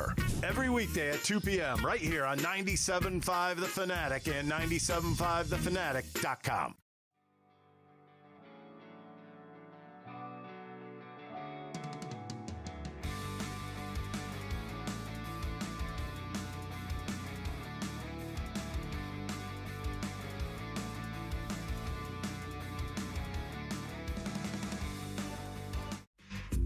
All right, heavy phones this segment. This is the People's Show, Middays with Marks. This is your show. For real. This is your show. This is going to be unlike any other show, and I'm not reinventing the wheel. But this is the show that you're going to say, this is the show that I've been looking for. This is the show that I've been waiting for. Now, it's my job and Ray's job to prove it, to show it to you, to create it. Because, Ray, I know that you've been on a number of shows over the course of the last 2 years or so. That's true. And I give you a salute because you jumped in, and and you held down the fort for 2 months there or so. That I did. But this is where this is going to be stabilizing because this is my last run in radio. This is it, and I hope to be here for need 10 more years. At least 10 more years on the radio. They're calling me a coach killer, so I need you to get rid of that. I need you to get rid of that that label for me. Oh, no, we'll just get you fired. Okay, sounds good. I'll just make sure that Scott fires you. Draft your own, So this is, if you've been looking for a show that you connect with, that you want to be entertained by, but you feel like that, like I am a part of that show, this is the show for you. And here's somebody that is going to agree with that. His name is Angry Al, and he joins us right now. Angry Al, how are you, buddy? Johnny Marks. There he is. What's up, Al? What's up? So Angry Al, people may not know where they get the Johnny Marks. That is an Angry Al thing. And people say it to me. I saw somebody in Wegmans yesterday. I heard across the produce, Johnny Marks. And I'm like, what's up, brother? A lot of very popular in Wegmans. A lot of people were talking to me yesterday in Wegmans. What's up, Al? How you doing, buddy? I'm doing good. I'm glad to hear you back on the radio. But first of all, how's your health? I know it's not great. My health is good now. I don't know if you know, I had a stroke back in November 5th. Yeah, so I said I was going to bed early, and then when I woke up, I was half paralyzed. How you doing now? I'm good. I'm walking. I can almost use my right arm again. Okay. All right. Now, I am type 1 diabetic. Al has type 2 diabetes, so I've always been trying to encourage him to manage his blood sugar a little bit better. Is the diabetes in better shape? Oh, yeah. My diabetes is cool. Okay. All right. I just worry about you, Al. Everything is cool now. What about the smoking? What about the smoking? Nah, I still smoke. No. You can't smoke, Al. You're going to die. You can't smoke. Vape. No. Vape. Don't smoke. Vape. I'm not telling you that's good, but it's better than smoking. Yeah. Well, anyway, I'm not worried about that. All right. Phillies are going to be all right. So as just for the record, Angry Al is a Dallas Cowboy fan, but he's a huge everything else. He's a huge Phillies fan. So yes, he's a Cowboy fan. And the Cowboys aren't going to be good till Jerry dies. So I know. We'll see you then. You've been saying that for 15 years. But the Phillies, I don't know why. I'm not going to tell you all the analytics and all that, who's hitting this and who's doing what. Right. They just got it going this year. It's just one of them years, just like when they went in '93. They didn't win, but you knew they were going. So I believe they're going to be in the World Series. And the fact that the Mets didn't even make the playoffs almost guarantees it. Yeah, I was definitely the last team I wanted to see in the playoffs was the Mets. Whether or not anything would have happened with it, still I didn't need any Mets. No loss to the Mets in the playoffs, I would have been sick. Legit. Yeah, but the Mets just have that. There's just something between the Phillies and the Mets where, I don't know, it's going to be like that forever. They're going to be a team. Like even the Marlins beat the Phillies when they should. Shut up, guys. Marlins had a pretty good year, actually, considering. Wait, my dogs are growing crazy. All right. Well, Al, listen. It seems like you have a lot of time on your hands. I have 4 hours a day. So, Gray, we have some time on our hands as well. I'll talk to you soon. All right? There is no, for the people that, because I get it a lot, we're like, oh, like the regular callers, I hear the same callers. You're going to hear a lot of regular callers on the show. You are. And they're going to be a part of the show. The audience is going to be a part of the show. I'm not telling you I'm going to put bad callers on the air. But, this is going to be the show, and it's going to be fun. So, Angry Al will be a big part of that. Love Angry Al. Angry Al's been very, very loyal to me over the years, and I appreciate that. Kyle Schwarber in the offseason, Ray Dunn. Make me a contract offer. I'm Kyle Schwarber. Let's role play. All right, contract offer right now, 4 for $140. Nope, I'm going the free agency. Nope. Not taking $35 million a year? Nope. Give me a fifth year. Oh, you really want a fifth year? If you're giving me $35 a year, I'm looking for a fifth year. Oh, well, I'm not giving you 5 for $35. Well, then I'm going to the Yankees or the Mets, or the Red Sox could use a veteran bat. All right, that's fine. You think they're going to pay you that? Yeah, we'll find out. All right. We'll find out. I'll go to the open market. Let's find out. Sounds good. Let's see what they're willing to get. We'll be sticking around. Give us a call. Oh, look at you. So. I mean, yeah, you bring him back no matter what, but I'm not like, am I just going to throw money at him to throw money at him at the beginning? Like, this is a negotiation process. And they should do that, and that's fine. I guess what you said later on was you're bringing him back no matter what. Yeah. And I don't know how he doesn't come back. You're in the business right now to win a World Series. You're so pot committed with this team and this lineup and this pitching staff and everything else. John Middleton's spending a ton of money. There's a 0% chance John Middleton's letting him leave. So for every Phillies fan out there that's just like, oh, my God, like you could lose Kyle Schwarber. They're not losing Kyle Schwarber. It's a matter of how much money, unless he wants to leave. If Kyle Schwarber's going to put priority, hey, like I'm going to go to I'm going to go to the Reds because that's near my hometown, and they're willing to give me 6 years. And you know what? The Phillies weren't willing to give me any more than 4. There's a possibility that they leave. But if the friggin' Phillies are willing to give Aaron Nola a stupid contract to bring a 4th or a 5th starter back, I can't imagine they're going to let Kyle Schwarber. He's your best player, Kyle Schwarber. Yeah, you can't let him walk out that door. The one thing is with this wild card series between the Reds and the Dodgers, as much as you don't want to face the Dodgers win that series, we don't have to do any of the Cincinnati trying to woo Kyle Schwarber there. Like if you were to lose, like, that'd be fun. This is a really dark path thought here for a second. You were to lose that series against the Reds, and they take Kyle Schwarber from you. I don't know how I ever recover from that as a Phillies fan. It'd be tough. Yeah. Losing to the Reds it'd be something. So the Dodgers knocking them out. Again, you don't want to see the Dodgers, but you kind of kill the whole Cincinnati's got momentum thing here. So the good thing is we can even do that. We can set up the show now. If they lose to the Dodgers, then we have the debate. You got to come in and be like, but they lost to the Dodgers. It's okay. It's an acceptable series loss. They won 96 regular season games. It's more than last year. It was better. They lost to the Mets last year. It's the Dodgers. It's better. Right. It's okay to it's an acceptable series loss to the Dodgers. It's acceptable, obviously. It will not be. You want me to send you that show sheet now?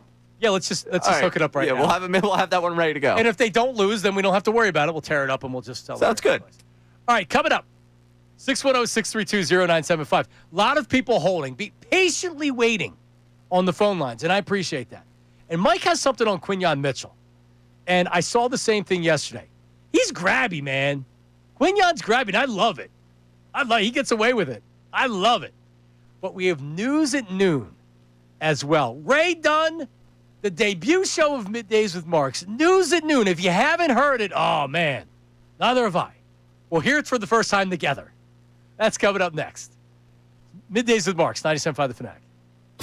Now on 97.5 The Fanatic Sports Update. 4-0. I'm Ray Dunn with this Fanatic Sports Update. The Eagles look primed to cruise to a fourth straight victory, leading 24-6 at the half in Tampa Bay yesterday. Then they proceeded to not complete a pass in the second half, allowed 2 70-plus yard touchdowns to the Buccaneers, yet they found a way to win again, and they improved to 4-0 with a 31-25 victory over the Buccaneers. Post-game, Nick Sirianni addressed those second half struggles. We didn't coach well enough. We didn't play well enough in the second half. We were able to hang on for the win because the defense was able to get us some turnovers. Second half, I'm not sure any of us played or coached to our standard there on offense. That first half is about as good as you can play. Sirianni will address the media again today at 3:15. We'll carry it live for you on Unfiltered. The Phillies took 2 of 3 over the weekend, finished with the second seed in the National League. They'll play the winners of the Dodgers and Reds in the NLDS, which starts Saturday at Citizens Bank Park. The Mets, who once possessed the best record of baseball in June, missed the postseason. This update's brought to you by Wendy's. Get 2 of the #1 selling bacon cheeseburgers plus fries and drink with Wendy's $8 JBC meal deal. Limited time only. Price of participation may vary. Request JBC meal deal for discount. Claim per market research company. I'm Ray Dunn on your home of the Sixers, Flyers, and Union. 97.5 The Fanatic and 97.5thefanatic.com.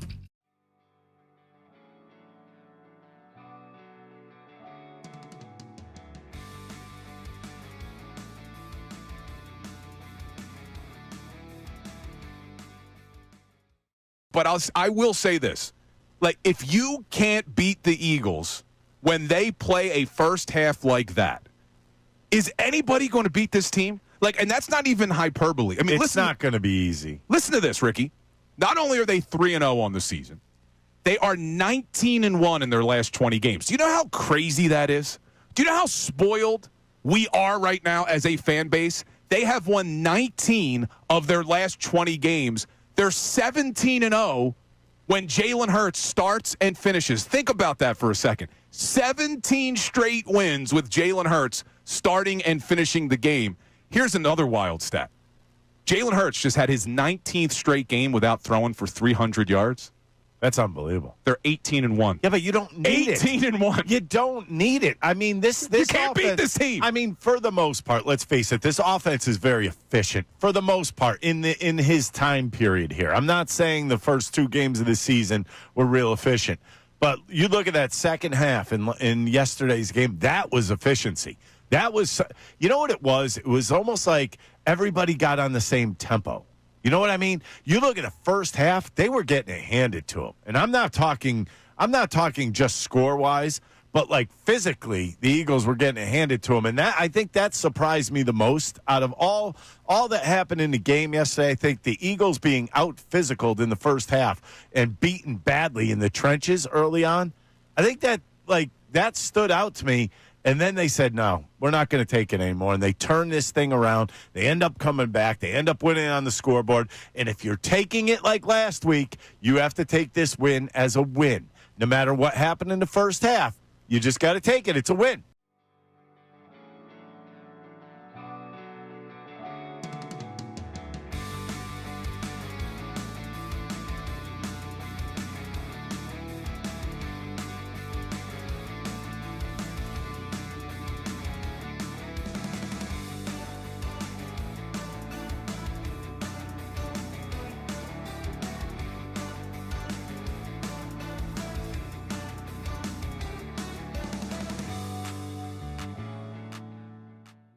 After that strip sack, the Rams score. It's 26-7 on the next drive.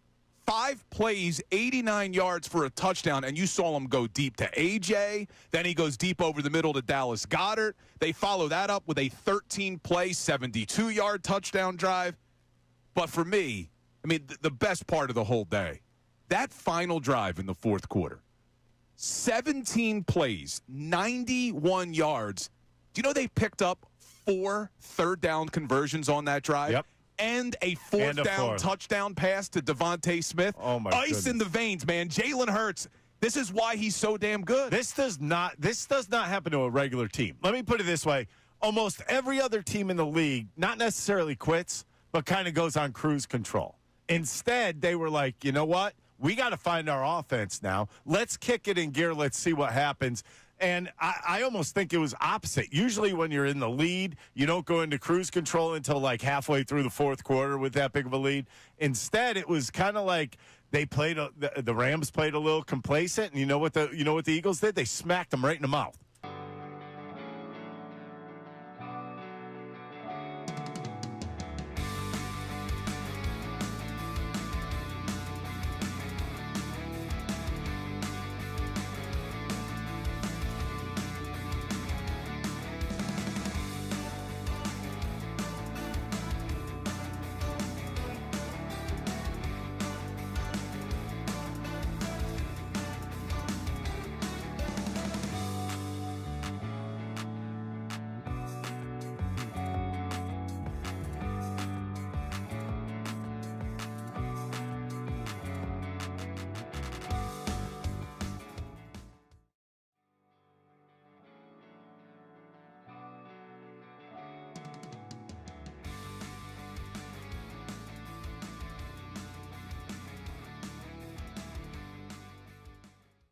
But I will say this.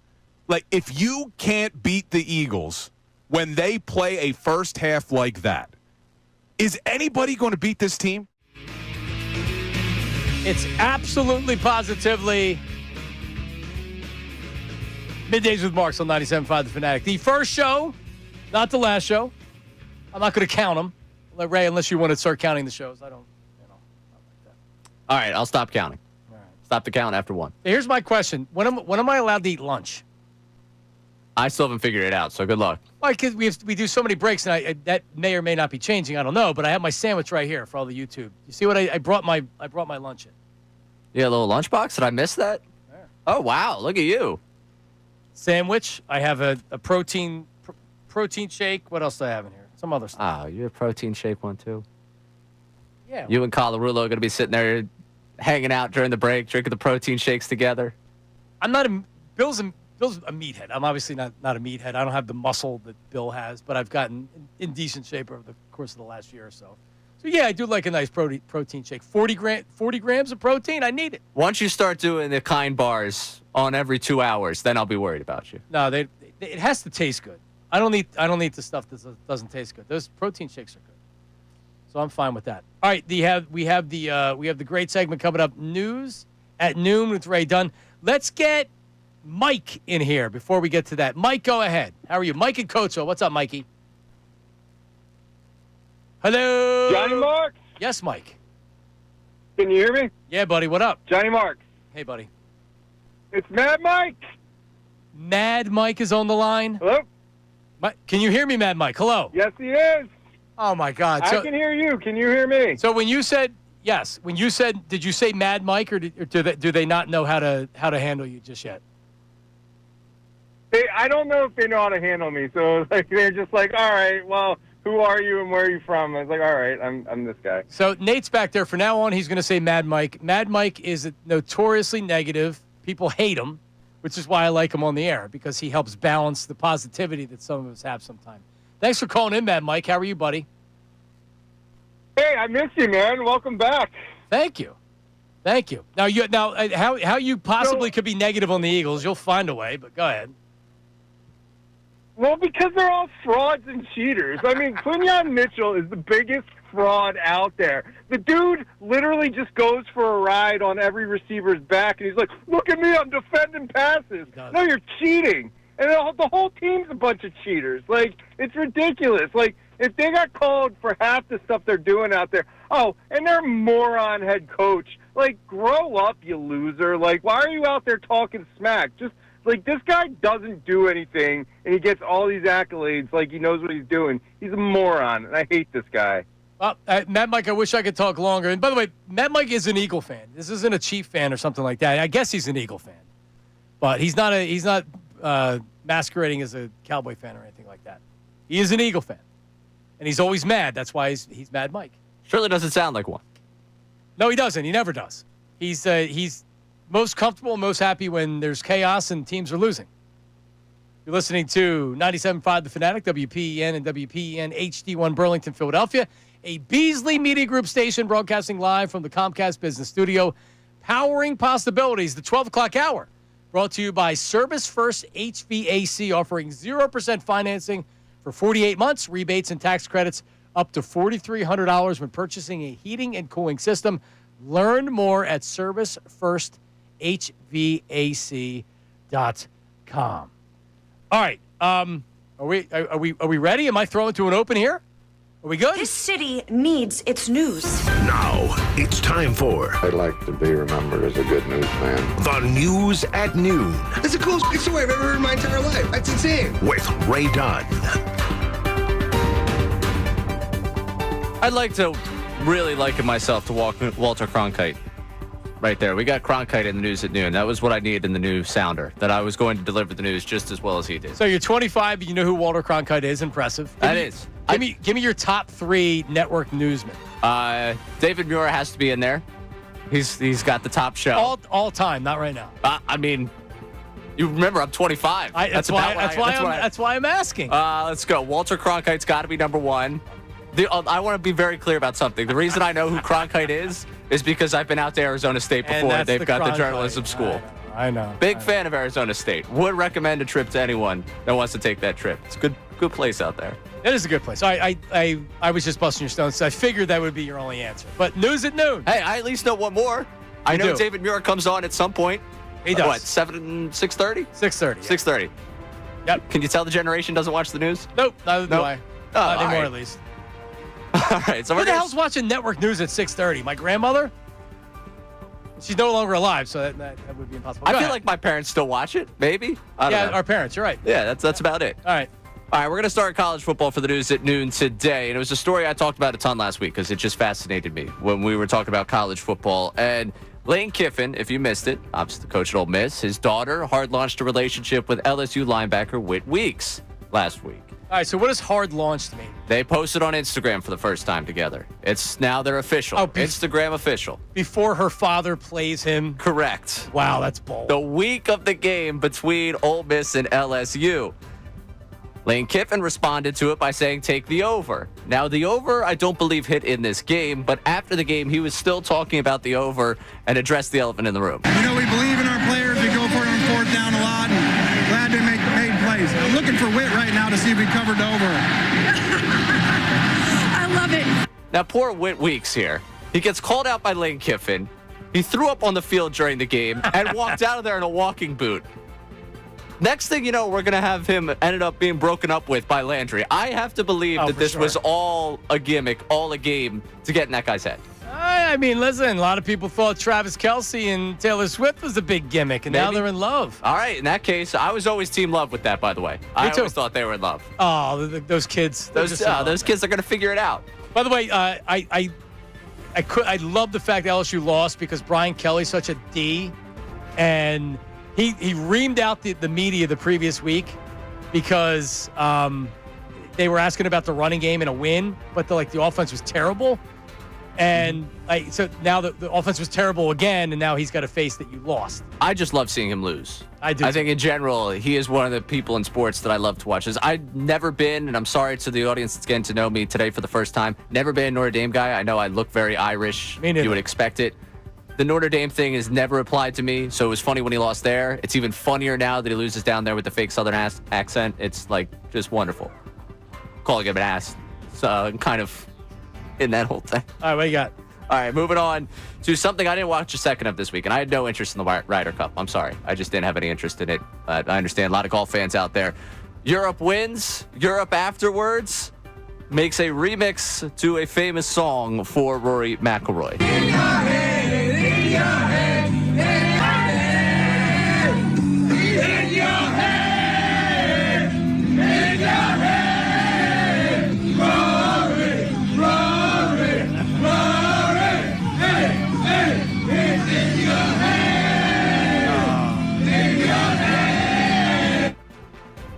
Yeah. Zombie, but with Rory's name in there. Love Zombie with by the Cranberries. That was a good one. It's a good song. Good. I enjoy the song. For Rory, though, was he the one driving them to success? I didn't see anything of the weekend. Was he the one that ended up winning for the Team Europe? If you have no interest in golf, I have less interest in golf. So we're getting along very well. Okay, yeah. I can't really get into it. Scheffler on a Sunday? Sign me up. Anything else? Yeah, I have no interest in that either. I mean, really? So nothing? Nothing will get you into outside. Right. Yeah, no, really, because Tiger's never gonna really do it again. No, outside of I'm sitting on the couch, and it's the final round of a major, and there's nothing else on TV. That's probably the only time that you'll see me put on that. That or someone I know who's really into the golf gambling space gives me something they think is a lot. Gambling, correct. That might get me into it. Yep. Last thing for you here from Sunday. We might have a good coach beef going on in the NFL. I don't know if you saw this. Liam Cohen's walking off the field after the Jaguars beat the 49ers on Sunday. And apparently, Robert Saleh, leading up the week, was accusing him of sign stealing, doing something illegally. And he took very, very big offense to the fact that he said that to him. Here's Liam Cohen yelling at him after the game. Keep my name out of your mouth. He's yelling as he's being separated. He also has the hold me back guy in front of him. So, listen, the Jags have been a lot better than people thought. Yeah. Right? They have. Are they 2-2? They're 3-1. They're 3-1. They're 3-1. Yeah. They've been pretty good. And I'm not telling you I think they're going to finish the season at 11-6 or anything like that, but they're a hell of a lot better than they were the last couple of years. That's for sure. Now, it's only going to get worse here. Because after the game, Kyle Shanahan was asked about it. I didn't see what happened, so I'm not sure. Don't think you should be that sensitive about it, but it is what it is. Not too worried about it. Could there be a more random rivalry than 49ers and Jaguars? Liam Cohen against Robert Saleh. So just to add to what I read about this, apparently Robert Saleh was complimenting Liam Cohen because the Jags are good at stealing signs, and it was not meant to be like, you cheater, you suck. It was meant to actually compliment him because he said that they're the best at doing it. And Liam Cohen apparently has a really short fuse and is known for going nuts like this. Well, I remember Baker saying that he was curious whether or not he was going to make a good head coach, that he was a good coordinator, yep. Which I thought at the time, Baker, come on, just throw some roses at his feet, let him move on, let him go to Florida. You don't need to say that about your coordinator because now everyone's going to talk about it. Yeah. I thought it was a little ridiculous of Baker at the time, but now I'm seeing what Baker meant by that. Right. So, and the expectation is Saleh may come out and just say, hey, I wasn't meaning to be offensive or I wasn't ripping him. I was actually complimenting him. So there you go. It's a good beef. Wait, if you had to guess what kind of sandwich I have in this aluminum foil, what would you say? Since we were just talking about beef and you went back to the sandwich, roast beef. I love roast beef sandwiches. Incorrect. Oh. Now, if I gave you 10 guesses, you'd probably get it wrong. Really? Yep. I don't know. I feel bad for who's coming after you if it's like a tuna fish or something. No, I don't like tuna fish. How about a lemon and bologna? Wow, yep. And American cheese with mustard sandwich. Hey, bye. Oh, it's so good. And I wrapped it and brought it in. Made it this morning. I was wondering who made lunch for you in that. I make 3 lunches in the morning for my kids. Very nice. And then I made my own. And my youngest daughter loves lemon and bologna. So she went to nursery school today with a lemon and bologna and cheese sandwich. I would venture to say she's one of one in that regard. She is. The other kids are not eating lemon and bologna like me. All right, coming up. Sorry, I know I'm not supposed to eat on the air. That was more for part of the bit. All right, what the hell is going on with the running game of the Eagles? We have audio of Saquon Barkley talking about the running game, and I'm already crowning a new number 1 caller to the Marks and Reese show as Chuck from Mount Airy makes his debut. Oh, did I do it again? Oh, you did it again. Let it go? I don't care. All right, Chuck from Mount Airy, Middays with Marks. I haven't given the wrong phone number out yet. It's a little bit easier to do 610. We still got 2 hours. 0975. No, because that phone number doesn't roll off the tongue like it once did. 610-632-0975. If you're looking at concerns, yeah, you got to be concerned about the running game. What's going on? We have Saquon Barkley talking about it right after this. 97.5 The Fanatic. Kincade and Salciunas, 6 to...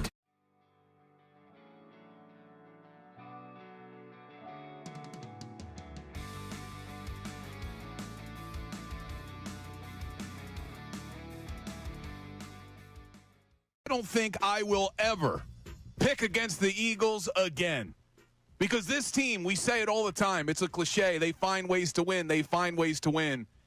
If you can't beat a team that comes out in the first half like that, I'm not sure anybody is ever going to beat this Eagles team, because you look at that first half and it was ugly. The Eagles looked fortunate for it to be 19-7. And then you're thinking any momentum that they could have getting the ball to start the third quarter wiped away with a Jared Verse strip sack. It's 26-7. It's over, right, Ricky Bo? It's over. Oh, it's never over with this team. It really, you know what? The biggest take I have out of this is that they went into the locker room, they came out pissed off. I mean, in a good sense. This is a team that was down 19 points at one time in this game. 19 points in football. You know, I mean, that you usually don't come back from that. This is a team that has too much pride. This is a team that's going to keep coming at you no matter what. As a matter of fact, as you know, I was over at NBC yesterday. I said, this game is not over. This team, if they score coming out of the half, I said this could be a completely different game. And it turned out it was a completely different game. And you learned something. You learned a lot about the offense. You learned that the offense is still there. They can still click. And guess who's alive, ladies and gentlemen? A.J. Brown.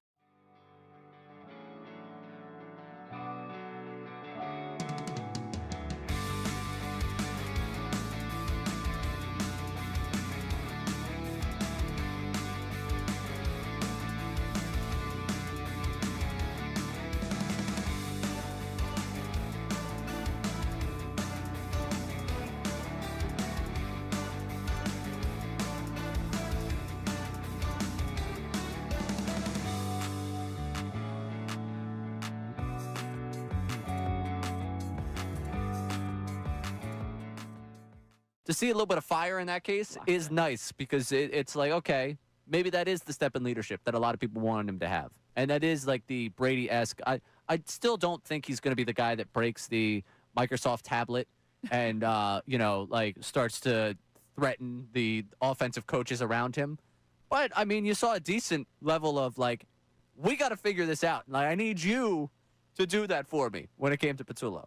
Well, and I think that was the thing. I needed to see that, because it's like when a manager or a coach sees something going wrong and they're not that. Rob Thompson, for example, right? And everybody's like, well, he should get tossed out. Okay, well, if you do it every single game, then you just become a clown, and that loses its luster as well. So for Jalen Hurts to have that point of, like, he's obviously seeing something. And that's where the give and take with an offensive coordinator. So we were talking about earlier with, is it a different play caller? Did something happen between the first half and the second half? No, but there could be that change in the relationship of, here's what I saw, now I'm giving you this input, and now we can change that, because it is a collaboration. And right? for all we know, Patullo could have said to him, hey, man, get a little bit more aggressive. And Hurts said, all right. All right. That's what I told you I was going to do. Yeah.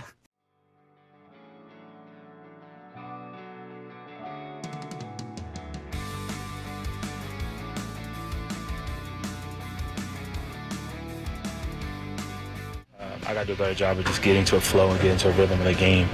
My focus is, right now, I'm not doing a great enough job on first downs and just trying to keep us, in manageable downs in the second down. So I just got to do a better job. And, yeah, there's a couple of runs where if I did that or if I did this, could have been a big run. You never know. But that's football, and defense, the last defense, 4 defenses we've been playing, been doing a great job, but we've been executing in other areas. We're back. Middays with Marks, 97.5 The Fanatic. Saquon Barkley speaking about the struggles so far this year in the Eagles running game. Opening night against the Cowboys, 18 carries, 60 yards. 22 carries, 88 yards against the Chiefs and a touchdown.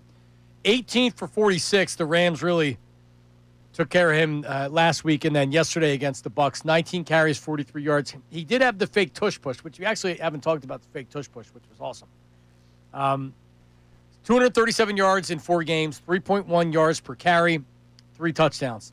I mean, tell me what you think about it. I don't really see anything different from Saquon Barkley other than teams are defending the run differently, and their interior defensive lines of other teams are getting in the backfield pretty quickly. And I think they're selling out because they're looking for that run on first down. You saw a lot of that. I've seen a lot of that all season long. So, like, I I'm not worried about Saquon Barkley. I'm always worried about him staying healthy because if you look at his career, he's really been injured pretty much not every year, but damn near. And last year he got banged up a couple times, but he didn't miss any games because of injury. So keeping him healthy is really important, but also making him a productive player is important to get this offense to go. I actually, in one of I make these videos for Bet Parks, and one of the ones I did in the preseason was I took the over on Jalen Hurts passing yards for the season, because I said the defenses are going to defend the Eagles differently running the football. And Saquon Barkley's over-under, I think, was 1,500 and some odd yards. He wasn't going to get 2,000 yards this year. But any defensive coordinator is going to make adjustments and say, all right, here's how we're going to play the Eagles. Here's how we're going to stop them. The thing that hasn't happened is they haven't thrown the ball, though. Like, they haven't thrown for the yardage you would expect them to make up from running the ball.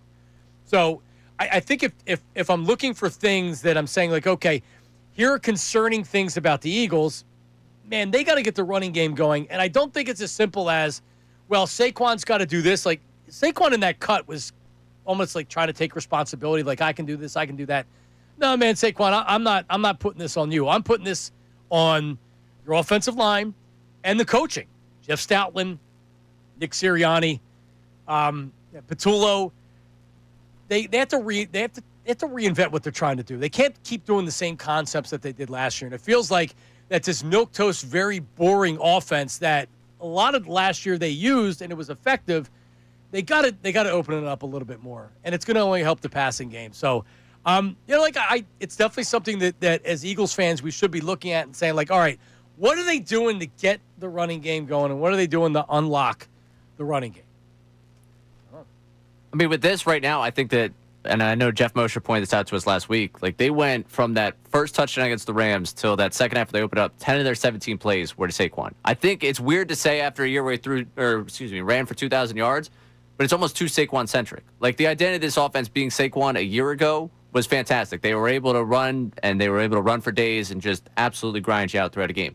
Teams know what you're going to do this year. So if you keep trying to run Saquon at them, they're like, all right, yeah, we know that's coming. We're going to load the box here. We're going to try and slow him down. If you keep running right up the middle here on first down, guess what? 2nd and 9, good luck trying to figure that out. Right. You're in a more difficult spot. So I think for them, it's the identity of opening up. It's not about one star. It's about the stars that you have. And I know we talked earlier about AJ and how upset he is right now. He's justifiably upset. Maybe it doesn't justify the actions.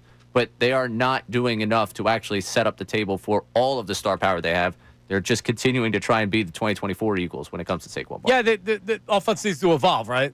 The same things that you had success with last year, you can't do the same thing. I mean, period. So they have to get past that. But I don't think Saquon's necessarily doing anything wrong or doing anything different. But it's definitely something they have to get fixed. We mentioned the tush push. They didn't even do the tush push yesterday. Oh, so all the Chiefs fans that won't shut the bleep up. Oh, they're cheating again. And I know there was a lot of whining about officiating and everything yesterday. But they didn't need to use the tush push, and they were still able to score 31 points and win the game. But I love how the one touchdown to Goddard, where it looked like it was going to be a tush push, but you could tell that it was going to be something different.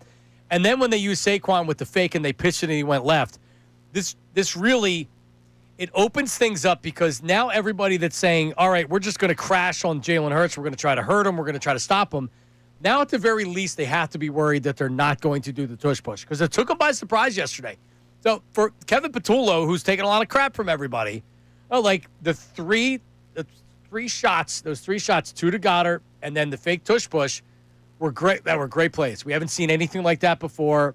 And they were like Andy Reid, Travis Kelce type shuffle passes, and then you had the fake tush push. So listen, you don't need to have this. You don't need to have this scheme of Sean McVay or Liam Cohen or whatever else. Sometimes simple can be good. I'm a keep it simple, stupid person for sure. And it's effective. So I love the new wrinkle of the fake tush pushes.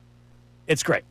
Yeah, I mean, to see that after the conversation this week, it was funny. I thought Todd Bowles was maybe pulling a little bit of the rope-dope on you by complimenting it so much this last week, where he was like, yeah, they've been able to slow it down. They've been able to stop the tush push over the years. They've got Vita Vea.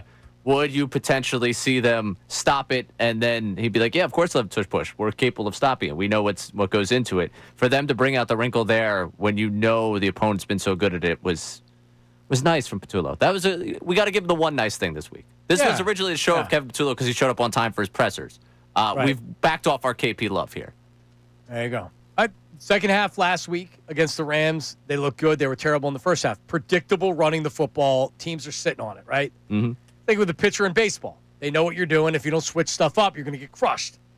And then, they have to do a complete game. The offense looked terrible in the second half. Looked great in the second half last week, right? If we can combine them, right, the offense would be unstoppable. It'd be amazing. It would.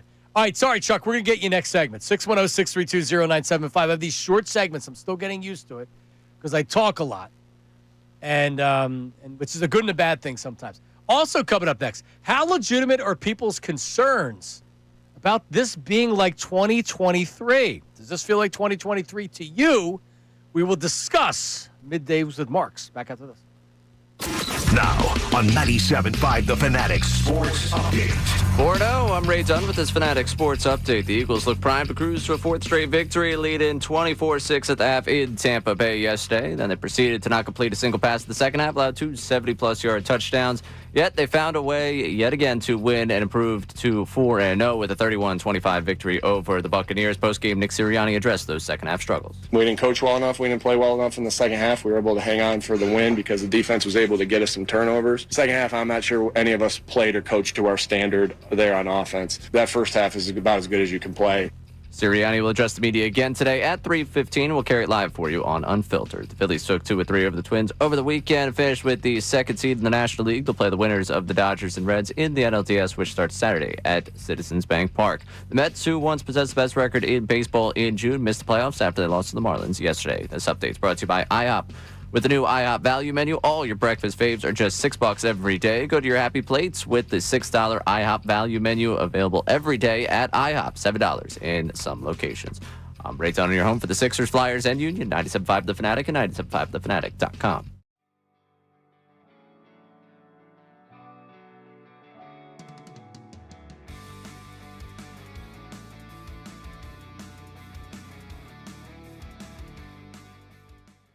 I can say the same thing, that Jalen Hurts earned his right to have that moment on the sideline because he's the damn Super Bowl MVP. Yes. And he won that Super Bowl. Obviously, the defense was tremendous, but by throwing the football last year. You saw the second half, a totally different Eagles team from the first two games, but the same Eagles team from the last two games of 2024 when they won the conference championship in the Super Bowl. Quote that, damn it.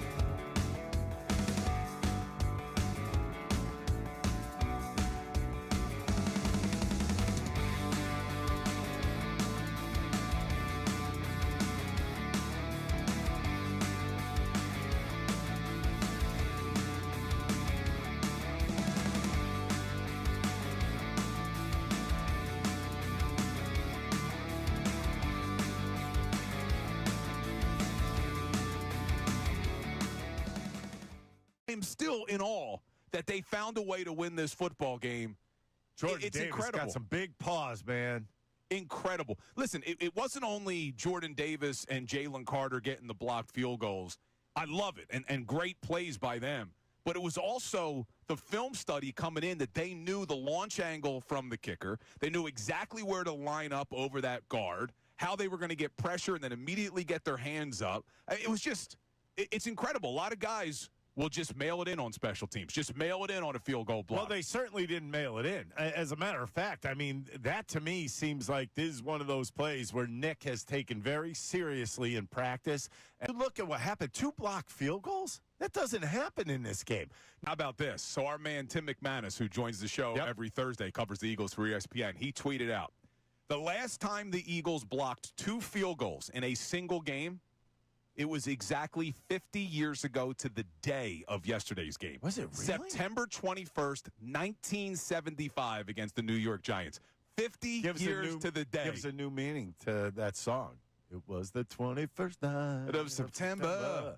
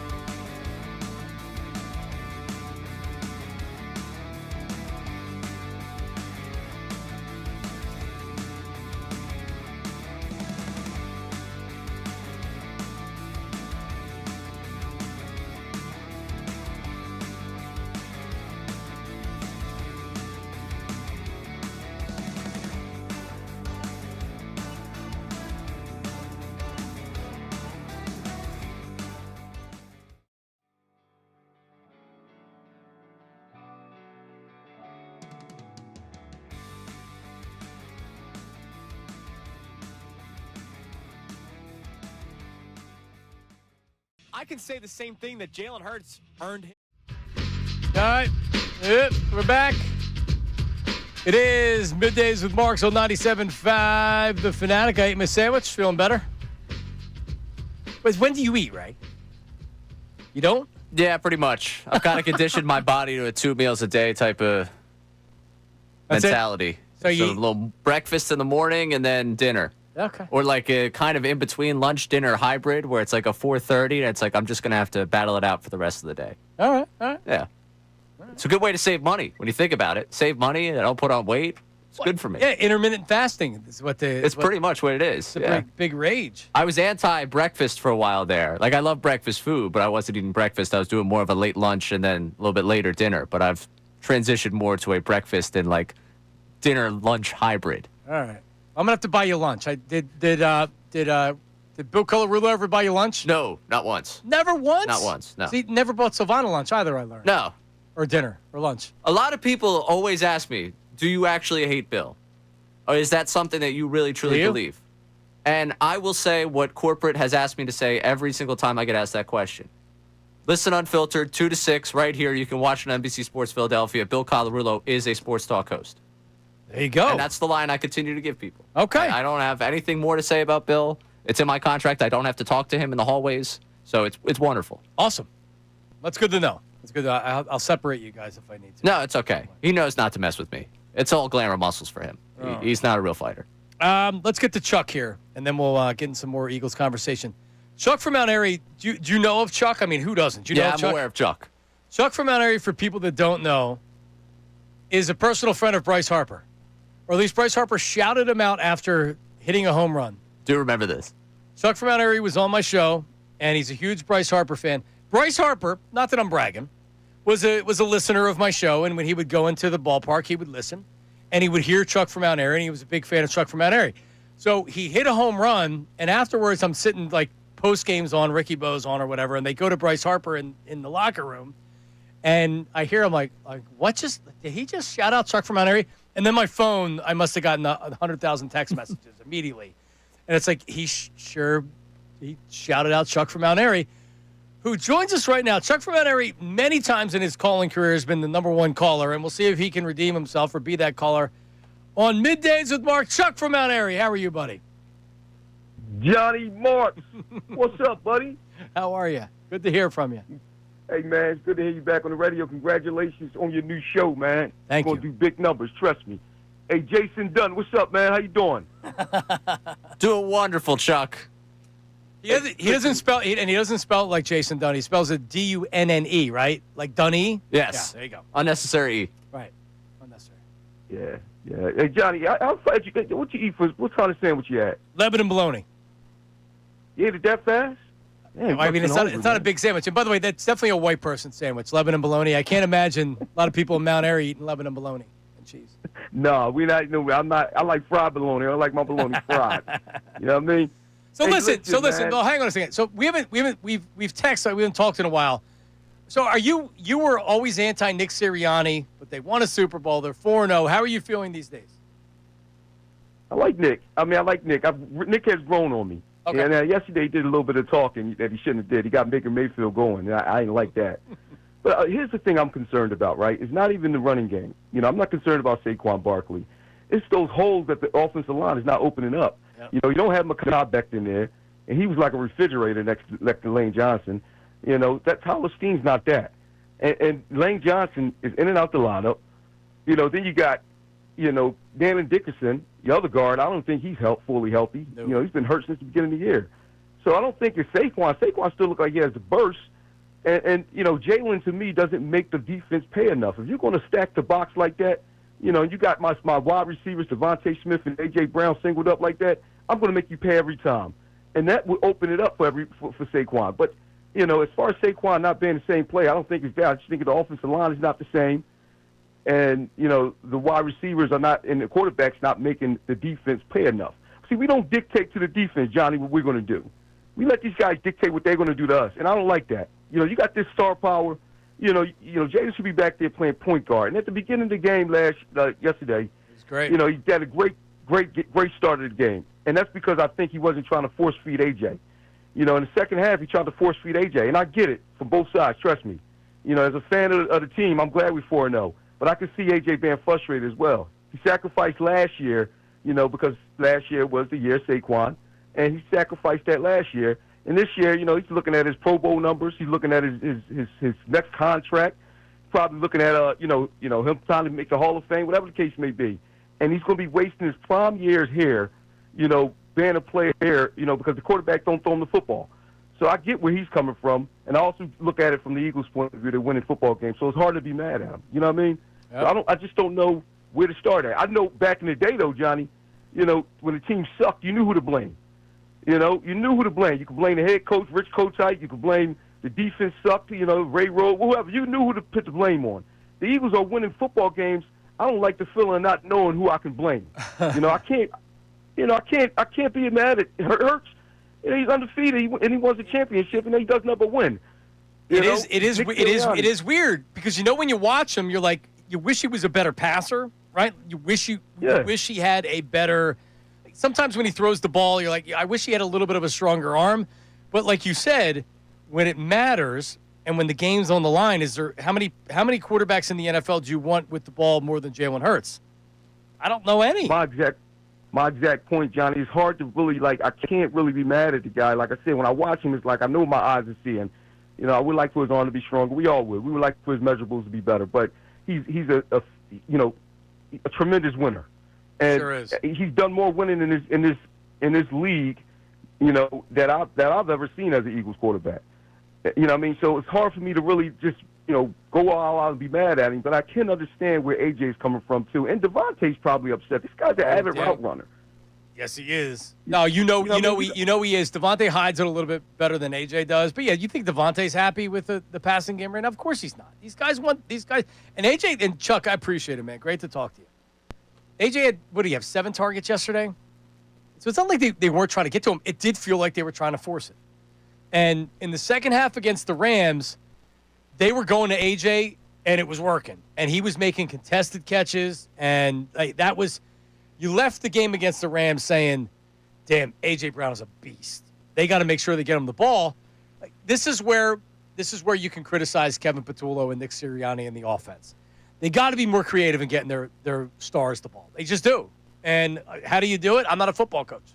That's for them to figure out. The good news is they're winning games in the meantime. Does this feel like 2023 to you, Ray Dunn? No. I got Vic Fangio as defensive coordinator. I think that's a big difference for the two teams. I think there is a little bit, going from 24 to 25 depth-wise. I think I'm sitting there I still feel like I have holes edge rusher-wise. I'm still not feeling totally comfortable with that second corner.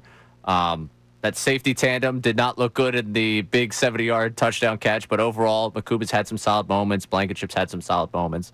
So it's not necessarily as dire in terms of the holes defensively personnel-wise, and I believe in the leader more. So I don't think it's going to come unhinged that way on that side of the football. The lack of creativity and the feeling that, whose offense is really going on right now, it does give me a little bit of the feeling like I was talking about 2023, where it's like, when are they going to kick into gear? When are they going to kick into gear? They went through 2023, which makes me a lot more comfortable with 2025. Like, this group knows exactly what it's like to come back to a season with all those expectations. I think the offense so far this year reminds me of the offense last year when they were winning games, but they couldn't seem to get the passing offense going. The difference is obviously the running game is really stuck right now in the mud. But I look at the start. I said this earlier. This is an impressive 4-0 start. I don't get the crowd that's like, oh, well, you were lucky to win these games. Man, they're playing good teams. The Chiefs at Arrowhead is a good win. Against the Cowboys, where that offense came out and were they were good early. That was a good win. Going to Tampa Bay and winning that game yesterday, that is a good win. That is a hard place to win. Unfortunately, they're not playing great complementary football, and they're not putting a full game together. It's 4 weeks into the season. Who is? Look across the NFL. Who's doing that right now? Who's the best team in the NFL right now? The Eagles. The Eagles are. So what are we doing? I mean, who's the second best team in the NFL right now? The Bills? Yeah, the Bills. Yeah. Right? And like they kind of went through the motions yesterday against the Saints. That was a relatively close game. Well, yeah, it's funny going back to the Bills conversation because they were down 15 to the Ravens, who we're talking about being dead in the water right now potentially with the way their season started, the injuries they have. They were down 15 to the Ravens and came back week 1, but they get all the credit for the comeback and none of the criticism of what we've talked about with the Eagles where they were falling behind to the Rams and make that comeback. I think the Lions are still one of the best teams in football.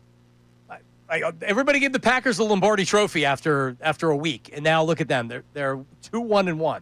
Stupid tie. Jerry Jones kind of has to feel a little vindicated